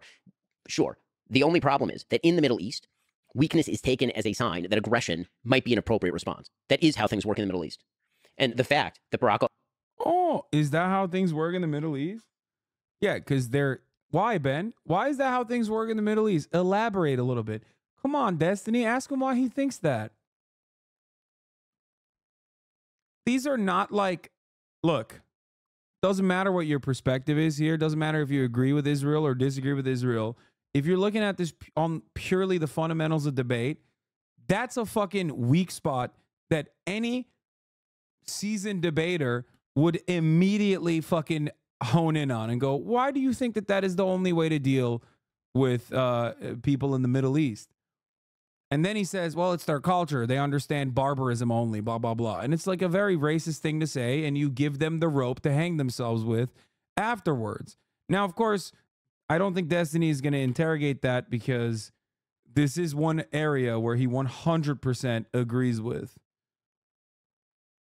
Like, I think him and Ben Shabibo are like completely fucking aligned on this issue. that Joe Biden rather came into office with an orientation, sort of continuing the Obama policies in Iran, has led to conflagrations, these sort of brush fires breaking out everywhere that Iran has borders with either the West or Israel or both. Right? Any place that's happening is leading to brush fires because, again, the logic of violence in the Middle East is not quite the logic of violence in other places in the world. By the way, I think the logic of violence in the Middle East is actually closer to what most international politics looks like than we wish that it were.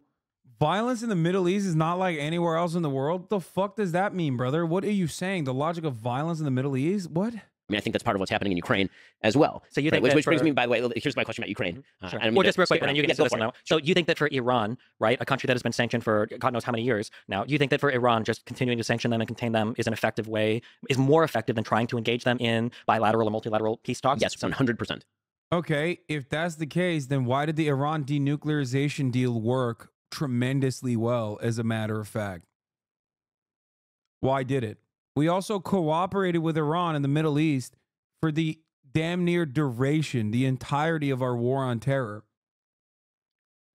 Like, we didn't just come up with our fucking bombing targets on our own. We got them from Iran. So what's up? Can we cooperate with these fucking barbarian animals, these Muslim animals, these brown scary guys? Or can we not cooperate with them? This is turned into an interview. Please, Destiny, ask. And the proof is in the pudding. Oh my God. Before we go to Ukraine, can I ask about Israel? So you're both mostly in agreement, but what is I don't know if I'd say that. Okay, but what are you disagreeing? as I'm learning, Come on. what is Israel doing right? What is Israel doing wrong in this very specific current Get in there, Lex. war in Gaza? I mean, frankly, I think that what Israel's doing wrong is if I were Israel, okay, like, again, America's interests are not coincident with Yeah, we literally cooperated with Iran on the invasion of Afghanistan. They give us intel on the Taliban. Exactly. It's fucking ridiculous. Israel's interests. If I were an Israeli leader, I would have swiveled up and out and knocked the bleep out of Hezbollah early. What does that mean? Wait, I'm sorry. Wait, what? Bro, they tried that. What do you mean? You are such a gross little worm, dude. You fucking violent little shit. It's like, that's right. I would go in there and knock the shit out of Hezbollah. Yeah, really?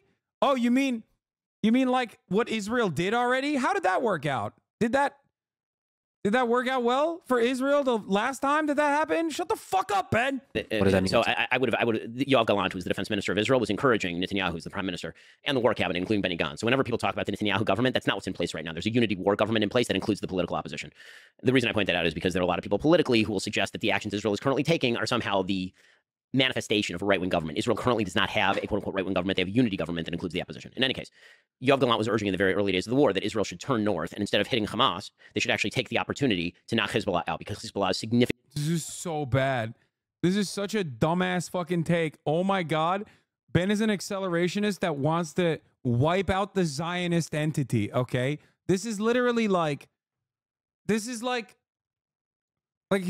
a fucking permanent first world genocide JD Pong guy, but for Israel. He's like, yeah, wipe out Hezbollah. Yeah, dude. First strike against a foreign nation in Lebanon, okay? Just immediately fucking diving in head first. Immediately diving in head first into Lebanon and fighting a military with trained soldiers and significantly better munitions. Like, not bathtub bombs that can be intercepted by Iron Dome, which of course Israel has many defenses, some of which, as far as I understand, are, pretty good. I mean, I think it's really, really stupid that Ben is making this argument, especially when like Israel is having a hard time in fucking Gaza. Okay?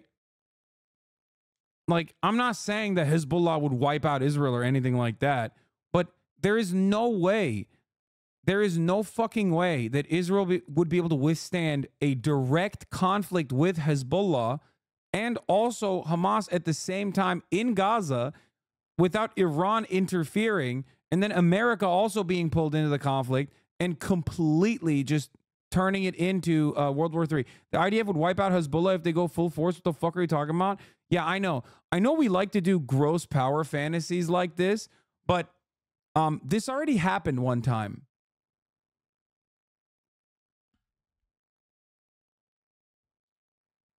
What you're describing is a thing that occurred already. And Israel demonstrably failed to do what you just said. They never go full force. Dude, this is like a 14-year-old talking about America, okay? It's like, dude, bro, are you kidding me?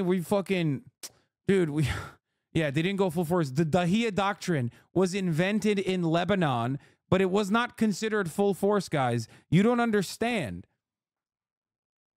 Israel did to Lebanon what it's doing to fucking Gaza, and they still had to fucking pull out, okay? So the idea that they would go full force somehow and different, you're delusional if you think Hezbollah is comparable to the IDF. No, brother, you're delusional, okay? Because wars are not won and lost in the way that you think they are won and lost. Wars are not about like full force going in and doing bombing campaigns and then, ooh, my military power is better than your military power, and then we shake hands and I lose and you win. It's not how it works. America lost in Vietnam and in Afghanistan. Russia lost in Afghanistan. Why did that happen? Think about it for a second, and you will understand that obviously war isn't just about like who has the most powerful military. It's not like fucking Call of Duty, okay?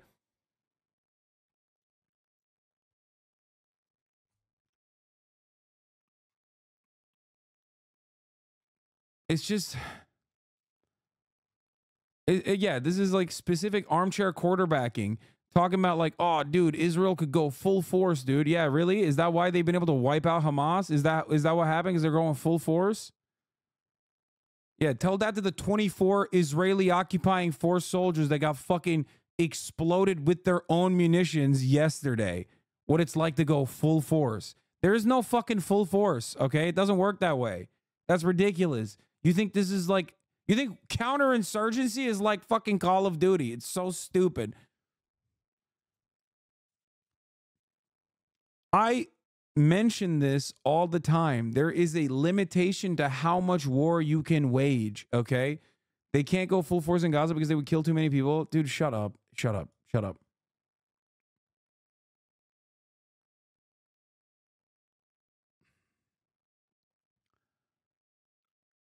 Oh. Yeah, Israel is really restrained in Gaza, famously. And definitely not.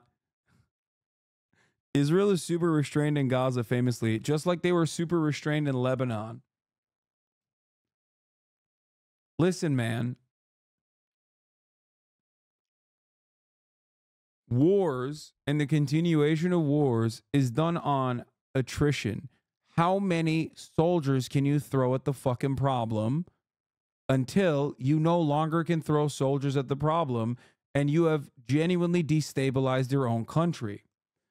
Part of the reason why Russia has been able to effectively take over eastern territories in Ukraine, as opposed to Ukraine being able to purge the Russian invaders, is directly a consequence of that. Russia can throw bodies into the fucking meat grinder over and over and over and over and over again, which they have done. They have more people and they have more conscripts. And even if they don't have the best of weapons overall, okay, or even enough combat experience, they still have people. Because guess what, dude? Any cop can tell you this as well. One guy with a weapon is still a major threat. One guy with a weapon can still hold a position, okay? No matter how inexperienced they are. So people is one of the most important parts of war and attrition, okay? Israel, despite having awesome weapons in general, does not have the capacity to engage in a two-front war without directly involving the United States of America, okay? The United States of America is the most powerful fucking country on the planet. What are we talking about? Even they had to inevitably pull out of Afghanistan and cede the entire territory that we occupied for 20 years to the Taliban, the guys we fought. Hezbollah is Hamas times 10 and is not surrounded and blockaded, meaning it can more easily be resupplied. It has thousands of precision missiles, and even most are likely intercepted or destroyed. If 10% get through and hit power plants and desalination plants, it would be really bad. Exactly. Like,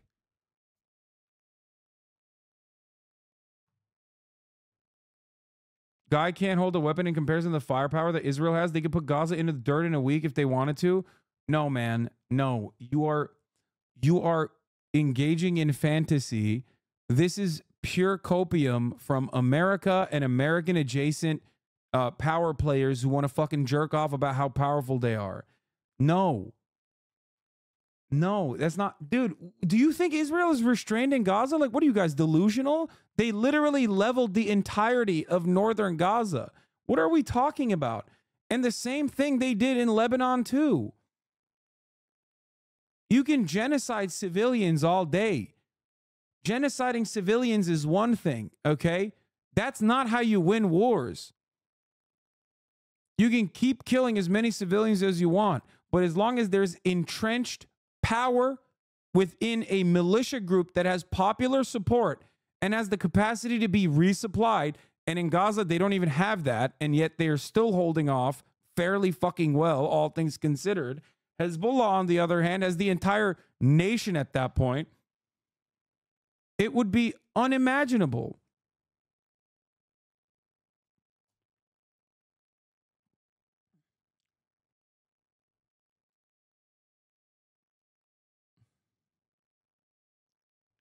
This is ridiculous. These people are thinking World War II style total war. Countries don't fight like that anymore. No country's gone full force in like 50 years. Yeah. Israel is going maximum force. Anything beyond, like, I guess the only thing Israel would do more than this would basically be to just nuke it. What is this? Why do you hate America so much, but you live here and have funds to move out? Sounds like one of those guys that makes how to make money courses, but the way they made that money was through the course. What? You think I make money by saying America is bad? Do you know how much more money I would make if I said America is good? What kind of stupid take is this? Look at these two goobers right here. Do you think they're particularly charismatic? It doesn't require too much to just say America good always. Okay? I would wipe the floor with the entirety of the right-wing commentary sphere if I were to fucking do a heel turn and become like a right-wing guy. Oh my Lord. Oh.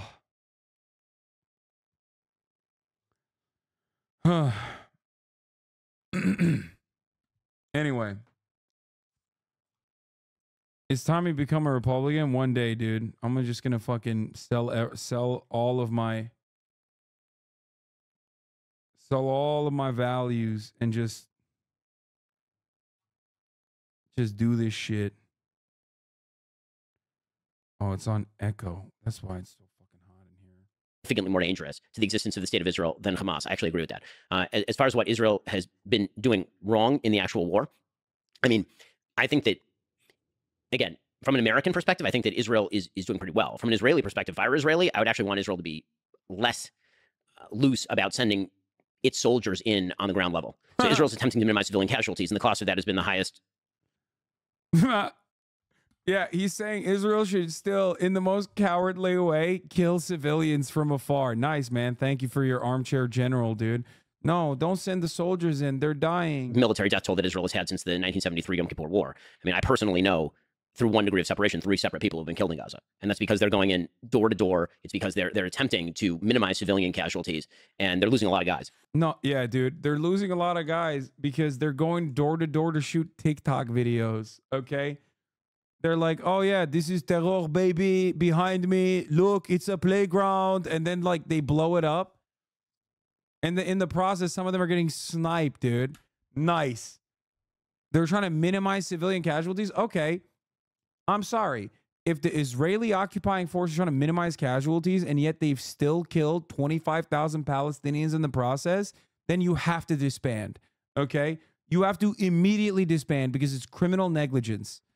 Okay? It's either deliberate, which I think it is, and it's ethnic cleansing, or it is the worst kind of criminal negligence you've ever seen, and it must be immediately disbanded. You have to disarm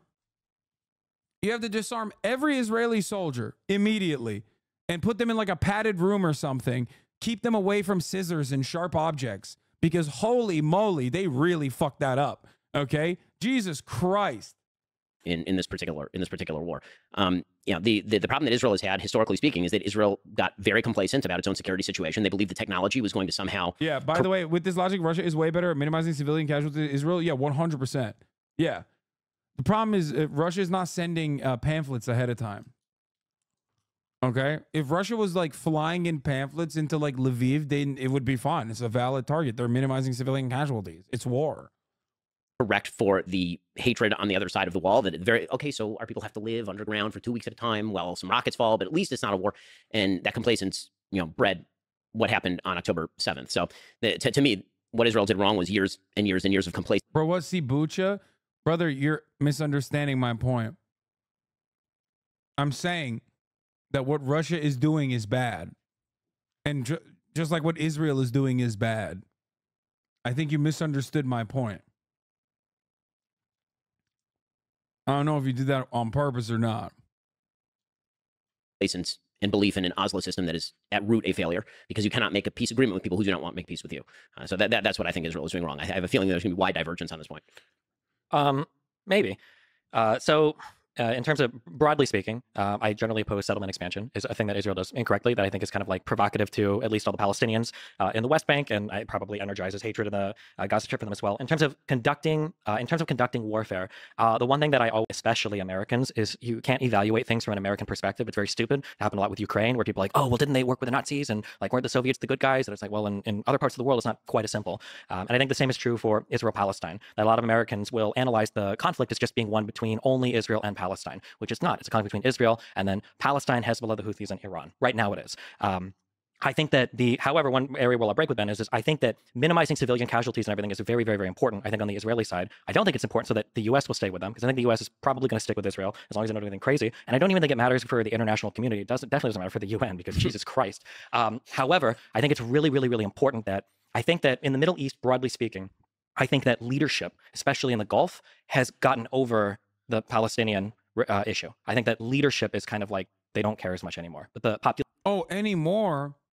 Dude, what are you talking about? When did they care? The Gulf nation states leadership and the Gulf nation states population are almost always at odds on this issue. Okay? Like, there is no world in which that is a thing. The Gulf leadership just wants F-16s. Okay? They want nice missile defense systems. They want planes. They want cool weapons.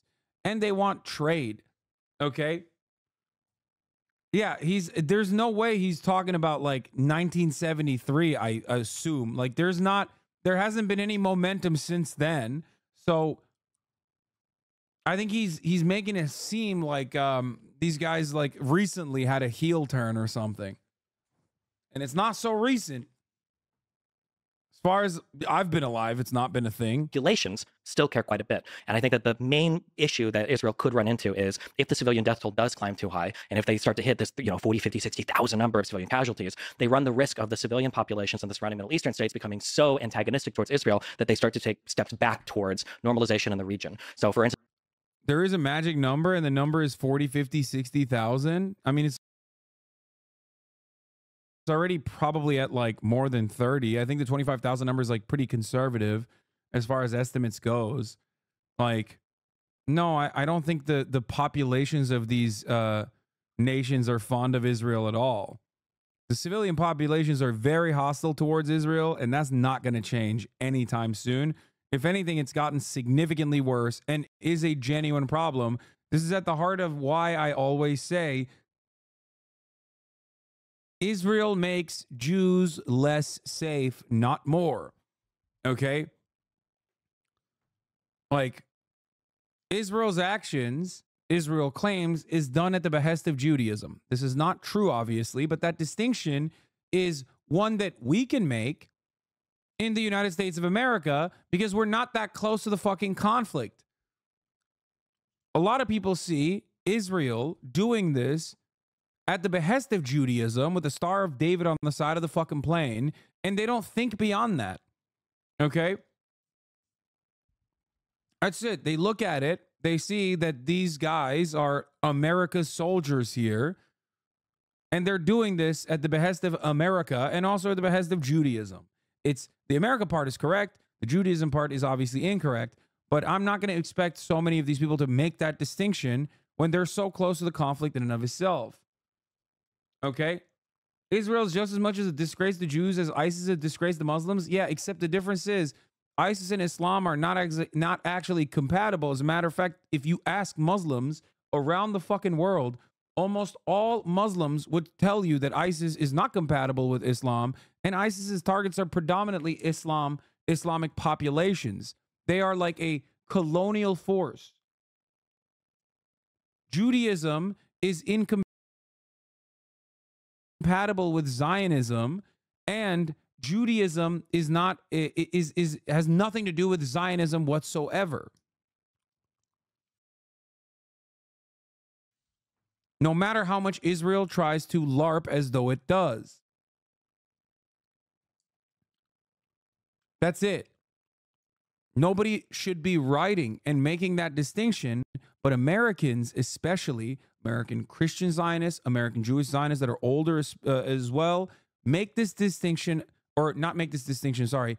They try to conflate the two, not thinking that there are genuine consequences for that, because other people see it and think, okay, well, these guys are doing this for Judaism, which creates more anti-Semitism.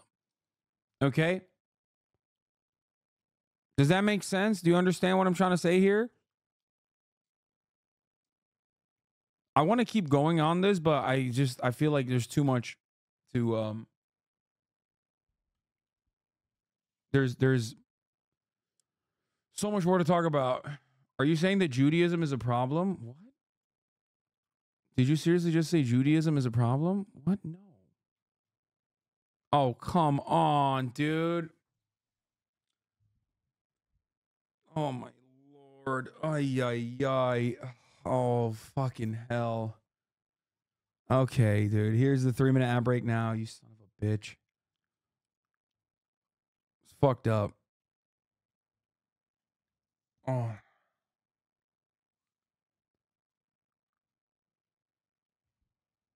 I say finish this section. The rest is Matt. I watched it all. I'm sorry to hear that. All right. Well, I'll try to finish this segment. Since I know that Bahrain, I think, already pulled out their ambassador to Israel, my guess is going to be it's temporary. I know that on the public speaking side, you've got a lot of people condemning Israel for the attacks, and on the private side, you've got people telling Israel, please kill all of Hamas because this is untenable and nobody wants to work in this situation. I don't know if this ended up being true or not. I'm guessing it didn't. I saw on a couple of Twitter accounts it was leaked that potentially Saudi Arabia was considering installing a government in the West Bank that they would run. This is like, I'm sorry. Okay, no, I can't do this. I can't do this. I'm not. Okay. This is pure fantasy. This is the absolute dumbest conversation to have on this issue. Okay. I'm sorry. Like, it's almost as idiotic as like America being like, we're going to put the Palestinian Authority in charge in the Gaza Strip. Like, you don't know anything. What are you saying? This literally is the fucking main problem. How is he simultaneously saying that, like, oh, well, we have to deal with Iran through peaceful means, which is correct, okay? But then turning around and just completely overriding Palestinians and their needs and their interests, okay? And talking over it and talking about, like, the Gulf Partnership and whether or not this was, like, good to stabilize the region or not, as though that has anything to do with fucking Palestine. That is the whole point of it. It is directly contradicting what he said earlier because he was trying to make an argument about fucking Donald Trump with the Abraham Accords. Okay?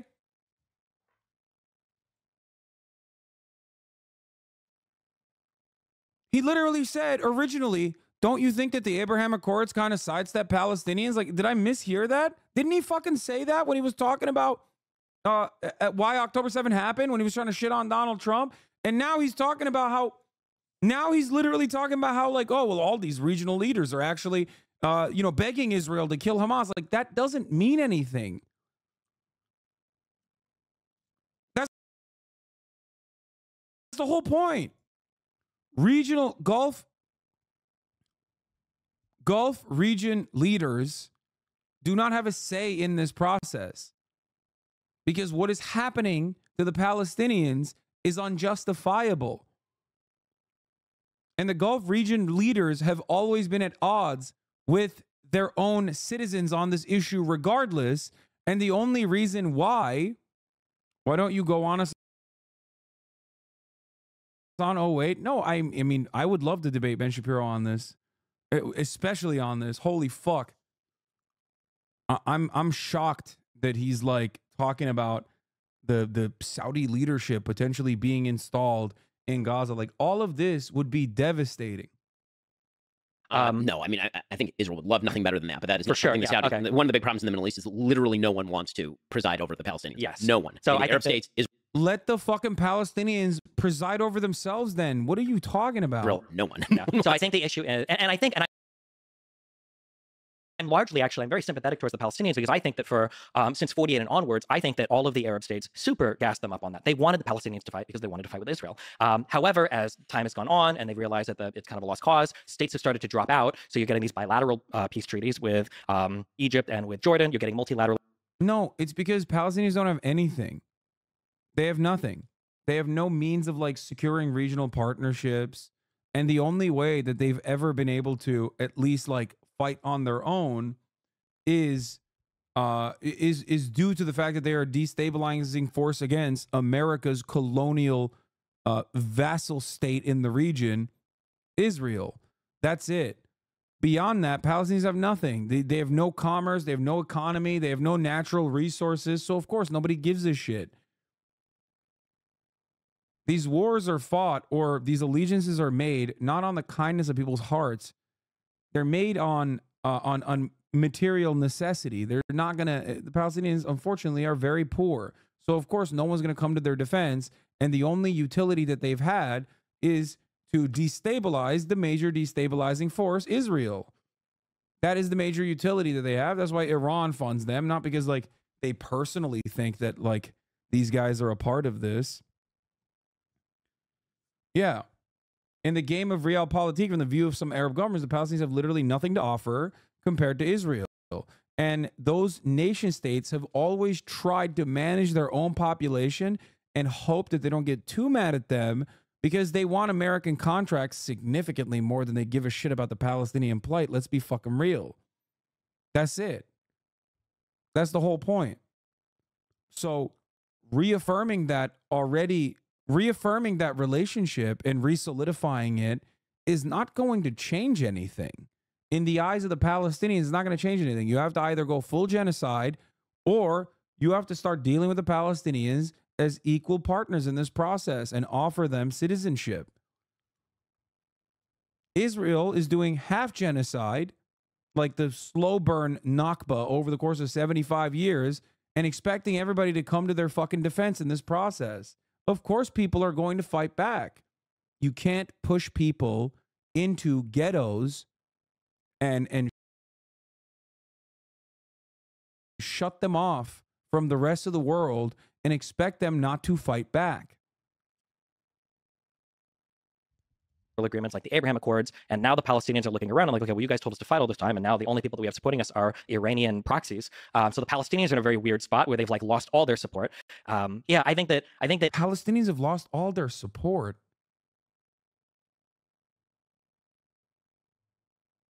What the fuck are you saying?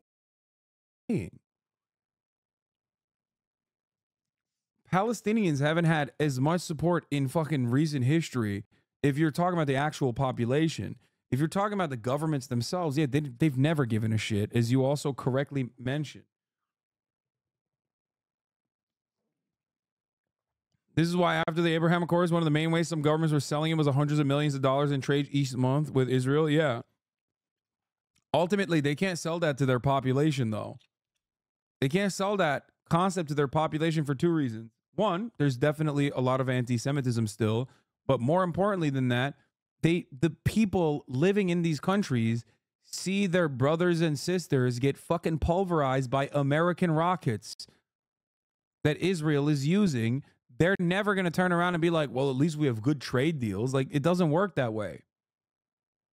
I lived in Egypt for 6 years, and during the revolution, propaganda against the Palestinians was a normalized thing by the Egyptian army and its regime there. Palestinians sold their land, Palestinians are thieves, and so on. That was most like support the position of the Egyptian government to blockade Gaza from Rafah. I wonder what the position in Egypt is now. Israel, what I would say to be no, that's true. They tried that in Turkey too. There's like there are historians in Turkey that also run that narrative too. It's a common narrative in the Middle East to like offer support to Israel by saying like Palestinians themselves personally sold their lands to Jews that were coming in. And there is obviously truth to that too, by the way. Like they did, not Palestinians, but like landowners did sell their lands to some of the incoming Jewish population that was migrating from Europe. That part is definitely true. This does not justify any of Israel's actions, however. But that is definitely... But overall, it doesn't matter. Not only does it not excuse anything, but also it certainly doesn't excuse Israel's current actions.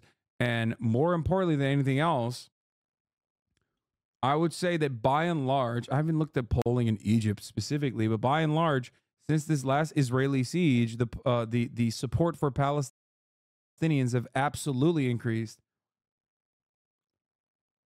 Yeah, the total land owned by the Jewish population by 1945 was still only 5.67%. The entirety of Palestine, the entire land sales narrative is idiotic. Yeah. Critical of Israel is Israel needs to take strong steps towards peace that probably involves them enduring some undue hardship. So not the October 7th attacks, because Jesus, that's way too much. But, other types of, attacks that they might have to deal with that might cause some civilians to die that they don't come out over the top with and retaliate with if there's ever going to be peace in that region. However, another thing that I've always said is a huge problem between Israel and Palestine is I think that both sides think that if they continue to fight, it will be good for them. But the problem is one side is delusional. Israel, I think Yeah, I mean, they're doing a suck fest over here, dude. What the fuck? This is devolved into like, this is not even a yap fest anymore. This is a circle jerk suck fest. What is happening? Israel wants to continue to fight because they get justifications for the annexation of the Golan Heights. They get justifications for expansions, especially in Area C, like that think they're probably going to try to annex soon. They get justifications for the increased military posturing towards the Gaza Strip and the embargoes. And Israel is right that if the conflict continues, really the situation only improves for Israel over time. But the Palestinians also all believe that if they keep fighting, they've thought this since 2000 under Arafat, that if they just keep fighting, they'll get better gains too. But that's not the case. Is there a difference between? That's crazy. The Palestinians have no choice. Israel holds all the cards. Israel is the colonial occupying power. These aren't just like fucking buzzwords that I'm using here. They mean something, okay? Israel is a belligerent occupier upon the Palestinian population, okay? They set the standard of violence. They have the capacity to de-escalate said violence. It is absolutely ridiculous. The notion that like the side that wants to continue hostilities is the Palestinian side is ridiculous. Strangely, I don't disagree with what he's saying here in the sense that like continuing attacks almost a given if Israel makes moves towards ending the apartheid. Let's be honest, but it's imperative that Israel not respond with a fucking genocide every time they get attacked. Otherwise, nothing will change. No. That is, if you continue hostilities, then yes, there's always going to be back and forth. There's also another alternative here, which is to completely cease hostilities entirely and end the occupation.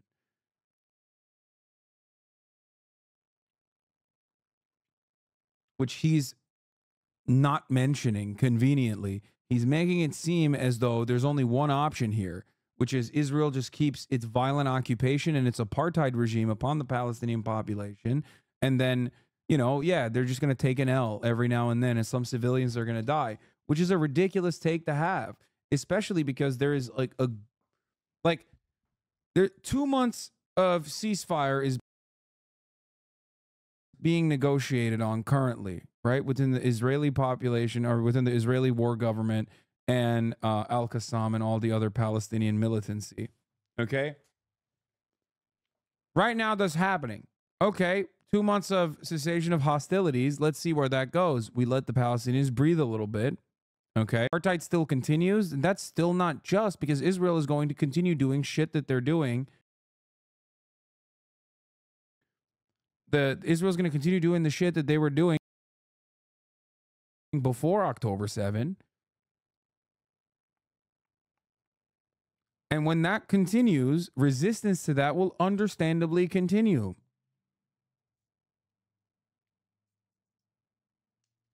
Do you understand?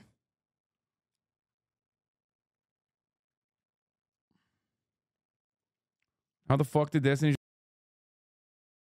up the ball so hard on this topic? I used to think he was at least a little genuine, fucking calling a genocide a conflict and calling the Gazans delusional to stop being genocided. No, I mean, I don't think he gives a shit because, I mean, let's be real. Most Americans don't, liberal and conservative alike. They're very callous in their indifference to Muslims, Arabs alike. They just don't care. They don't think that these are like real humans with dreams, aspirations. I should clarify. What I mean is that even if Israel ends the apartheid tomorrow, surely there will still be incidents that currently, according to the Israeli leadership, would just stoke tensions again and not put a backstop to public support, for example, but they need to power through it and just see the light at the end of the tunnel. Oh, that part is correct. Yes. I do agree. If the reality is there's always going to be militant factions, this is something that I've mentioned as well, but you would have to deal with it through the civil process that you would deal with people otherwise. Yes, even if Israel magically perished the apartheid tomorrow, yes, there would still be hostilities. Of course, there would be probably more hostilities on the psychopathic settler side. I think that the settlers would probably still continue to engage in way, way worse acts of terrorism, but there would definitely be hostilities on the Palestinian side as well, either as a retaliation for the terror that they are withstanding, the continuation of that terror, or hostilities across the board due to, a century of bad blood. Now, having said that, you would have to deal with that in the same way that we deal with like a Timothy McVeigh, right?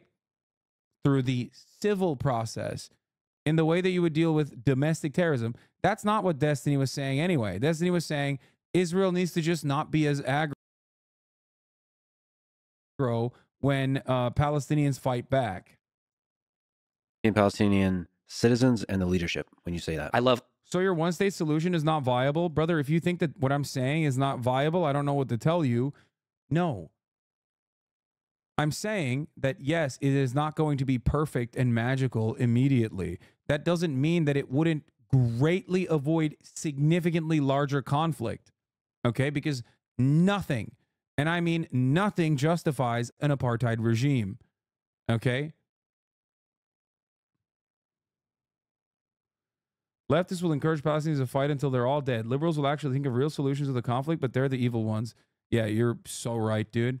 Liberals are thinking of real solutions to the conflict, like saying no red lines for Israel or giving them more dumb bombs to use upon Palestinian children. You know, pragmatic solutions such as that one. Thank you for the pragmatic solution of helping Israel continue its ethnic cleansing campaign, liberal. It's really cool. I mean, yeah, opening up another front potentially, you know, bombing Yemen. I love the liberal solutions to genocide management, which is let's bomb Yemen too. Fuck it.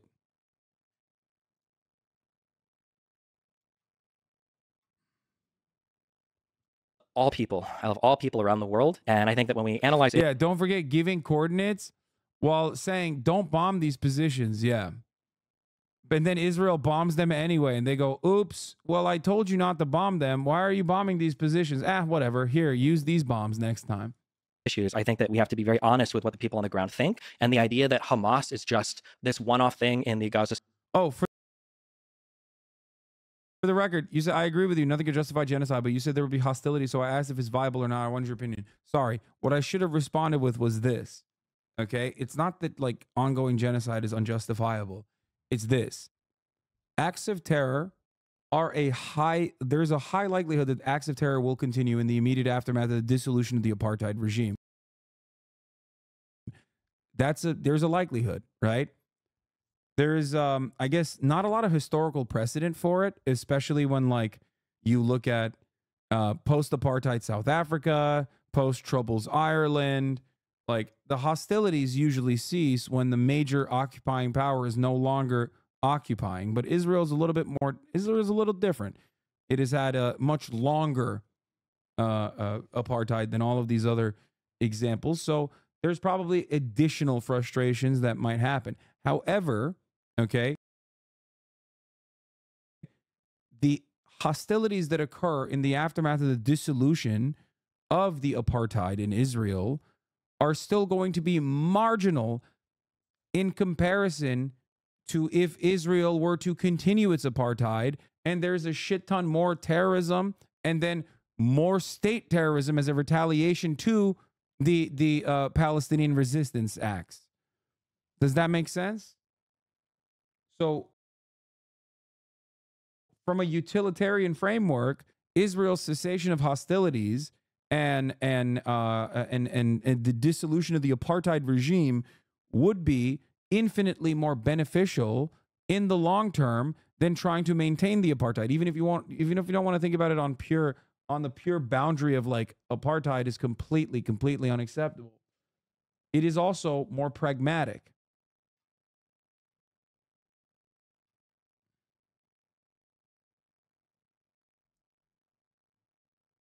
Anyway, so yeah. Strip is not only incorrect with the situation on the ground, it's also incredibly ahistorical. And the idea that like the Palestinians in the West Bank, of which I believe the most recent polling shows, I want to say 75 to 80% support the October 7th attacks. Palestinians in general want to fight in violent conflict with Israel. That's not just the position of the government. That's not just people. There's a reason why about. Okay, that's crazy. Oh my God. Yes, dude. It's because Israel is literally Israel is doing, would you say that these argument that the Palestinians should basically stop attacking Israel if they don't want to get glass is comparable to the argument pertaining to police violence? They should just comply if they don't want to get shot, or is that too much of a stretch?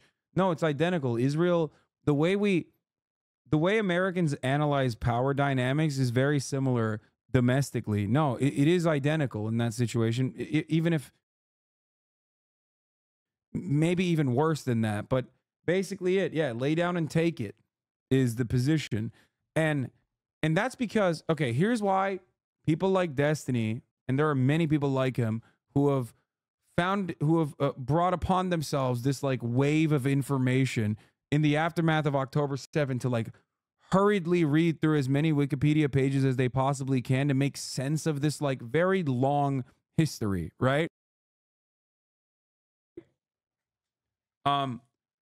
Yeah, if you try to like make sense of the situation by playing catch up in a matter of 2 months, okay, you're not going to have the full scope, especially when you don't have the knowledge, I guess, or even care about what the regular maintenance of Israel looks like when it's not in direct conflict with Gaza, when it's not sieging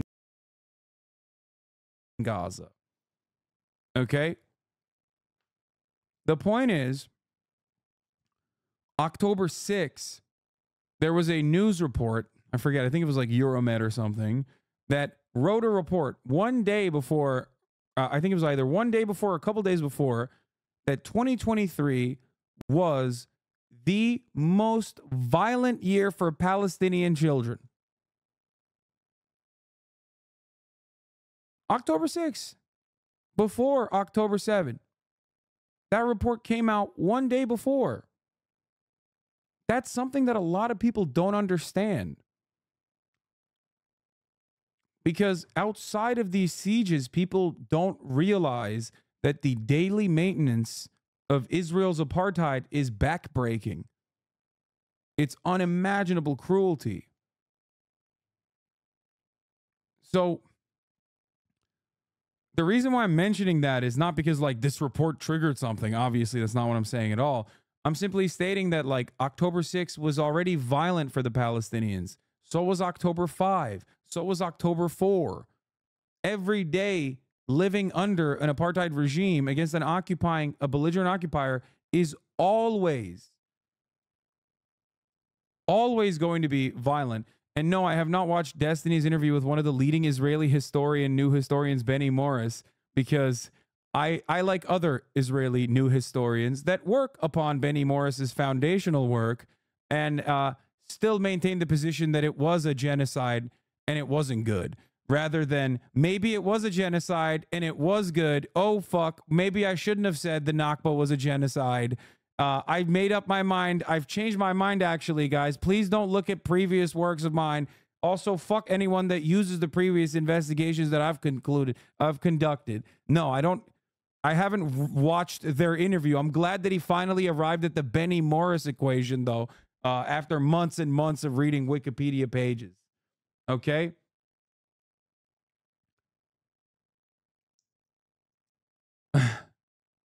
What's wrong with changing your views after learning more? Come on, that is so unimaginably fucking cynical in your approach.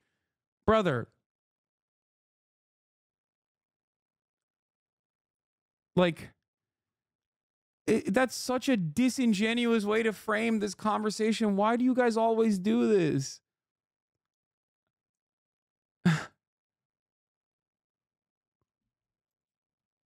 There's a difference between conducting research and literally saying that the outcome of this research is like leads to ethnic cleansing, and then turning around and being like, never mind.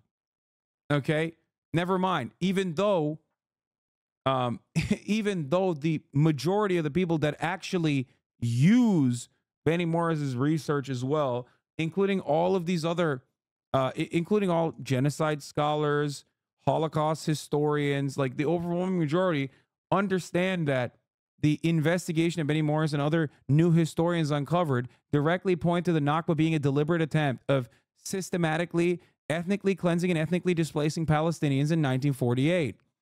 Okay? Seems like he does more research than you. No, you just came in here to say that because you don't know anything about the way I've covered this conflict. I have talked to academics on this issue over and over again. I've used their works. I've interviewed them directly. I've interviewed journalists on the fucking ground that have like actually been in Gaza. I've interviewed Palestinians. I've interviewed journalists that have embedded with the Houthis for years, covered Yemen, covered Somalia, covered all of these other countries. I've interviewed Knesset members. I've interviewed conscientious objectors of the Israeli military. You don't know any of those things because you have no interest in learning about this stuff. You're not intellectually curious at all. Okay? That's why you sit there and go, I've made up my mind about a guy who said that this kind of the genocide of Palestinians was totally fucking permissible, and then played catch up by cracking open bottles of Adderall and like trying to hurriedly read through motherfucking Wikipedia pages. Okay? And then finally arriving at like a historian that kind of agrees with him and interviewing him. That's not, you're doing post hoc rationalizations for a position that you actually you actually decided on.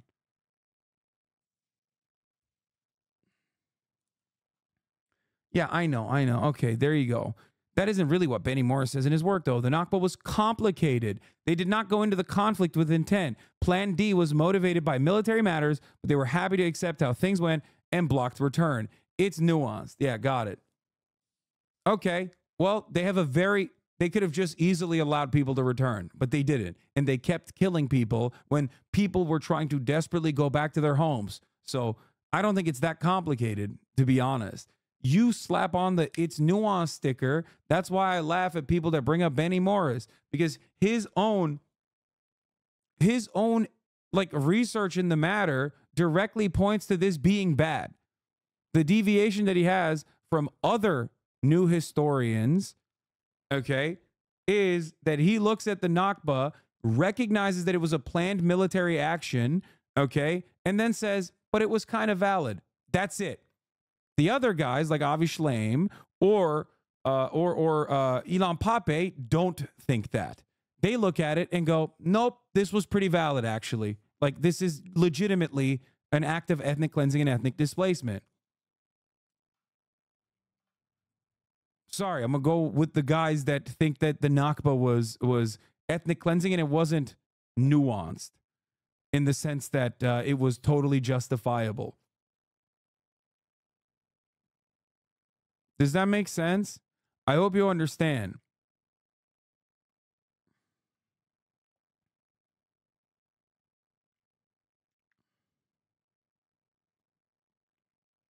D-Man has an interview with Barry Mears just trying to pretend the research he did wasn't discussed and validated is a little silly. Wait, what?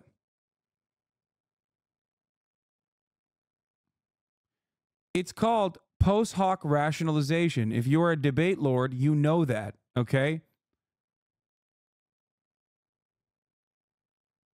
Like, I am very familiar with Benny Morris and have been for quite some time.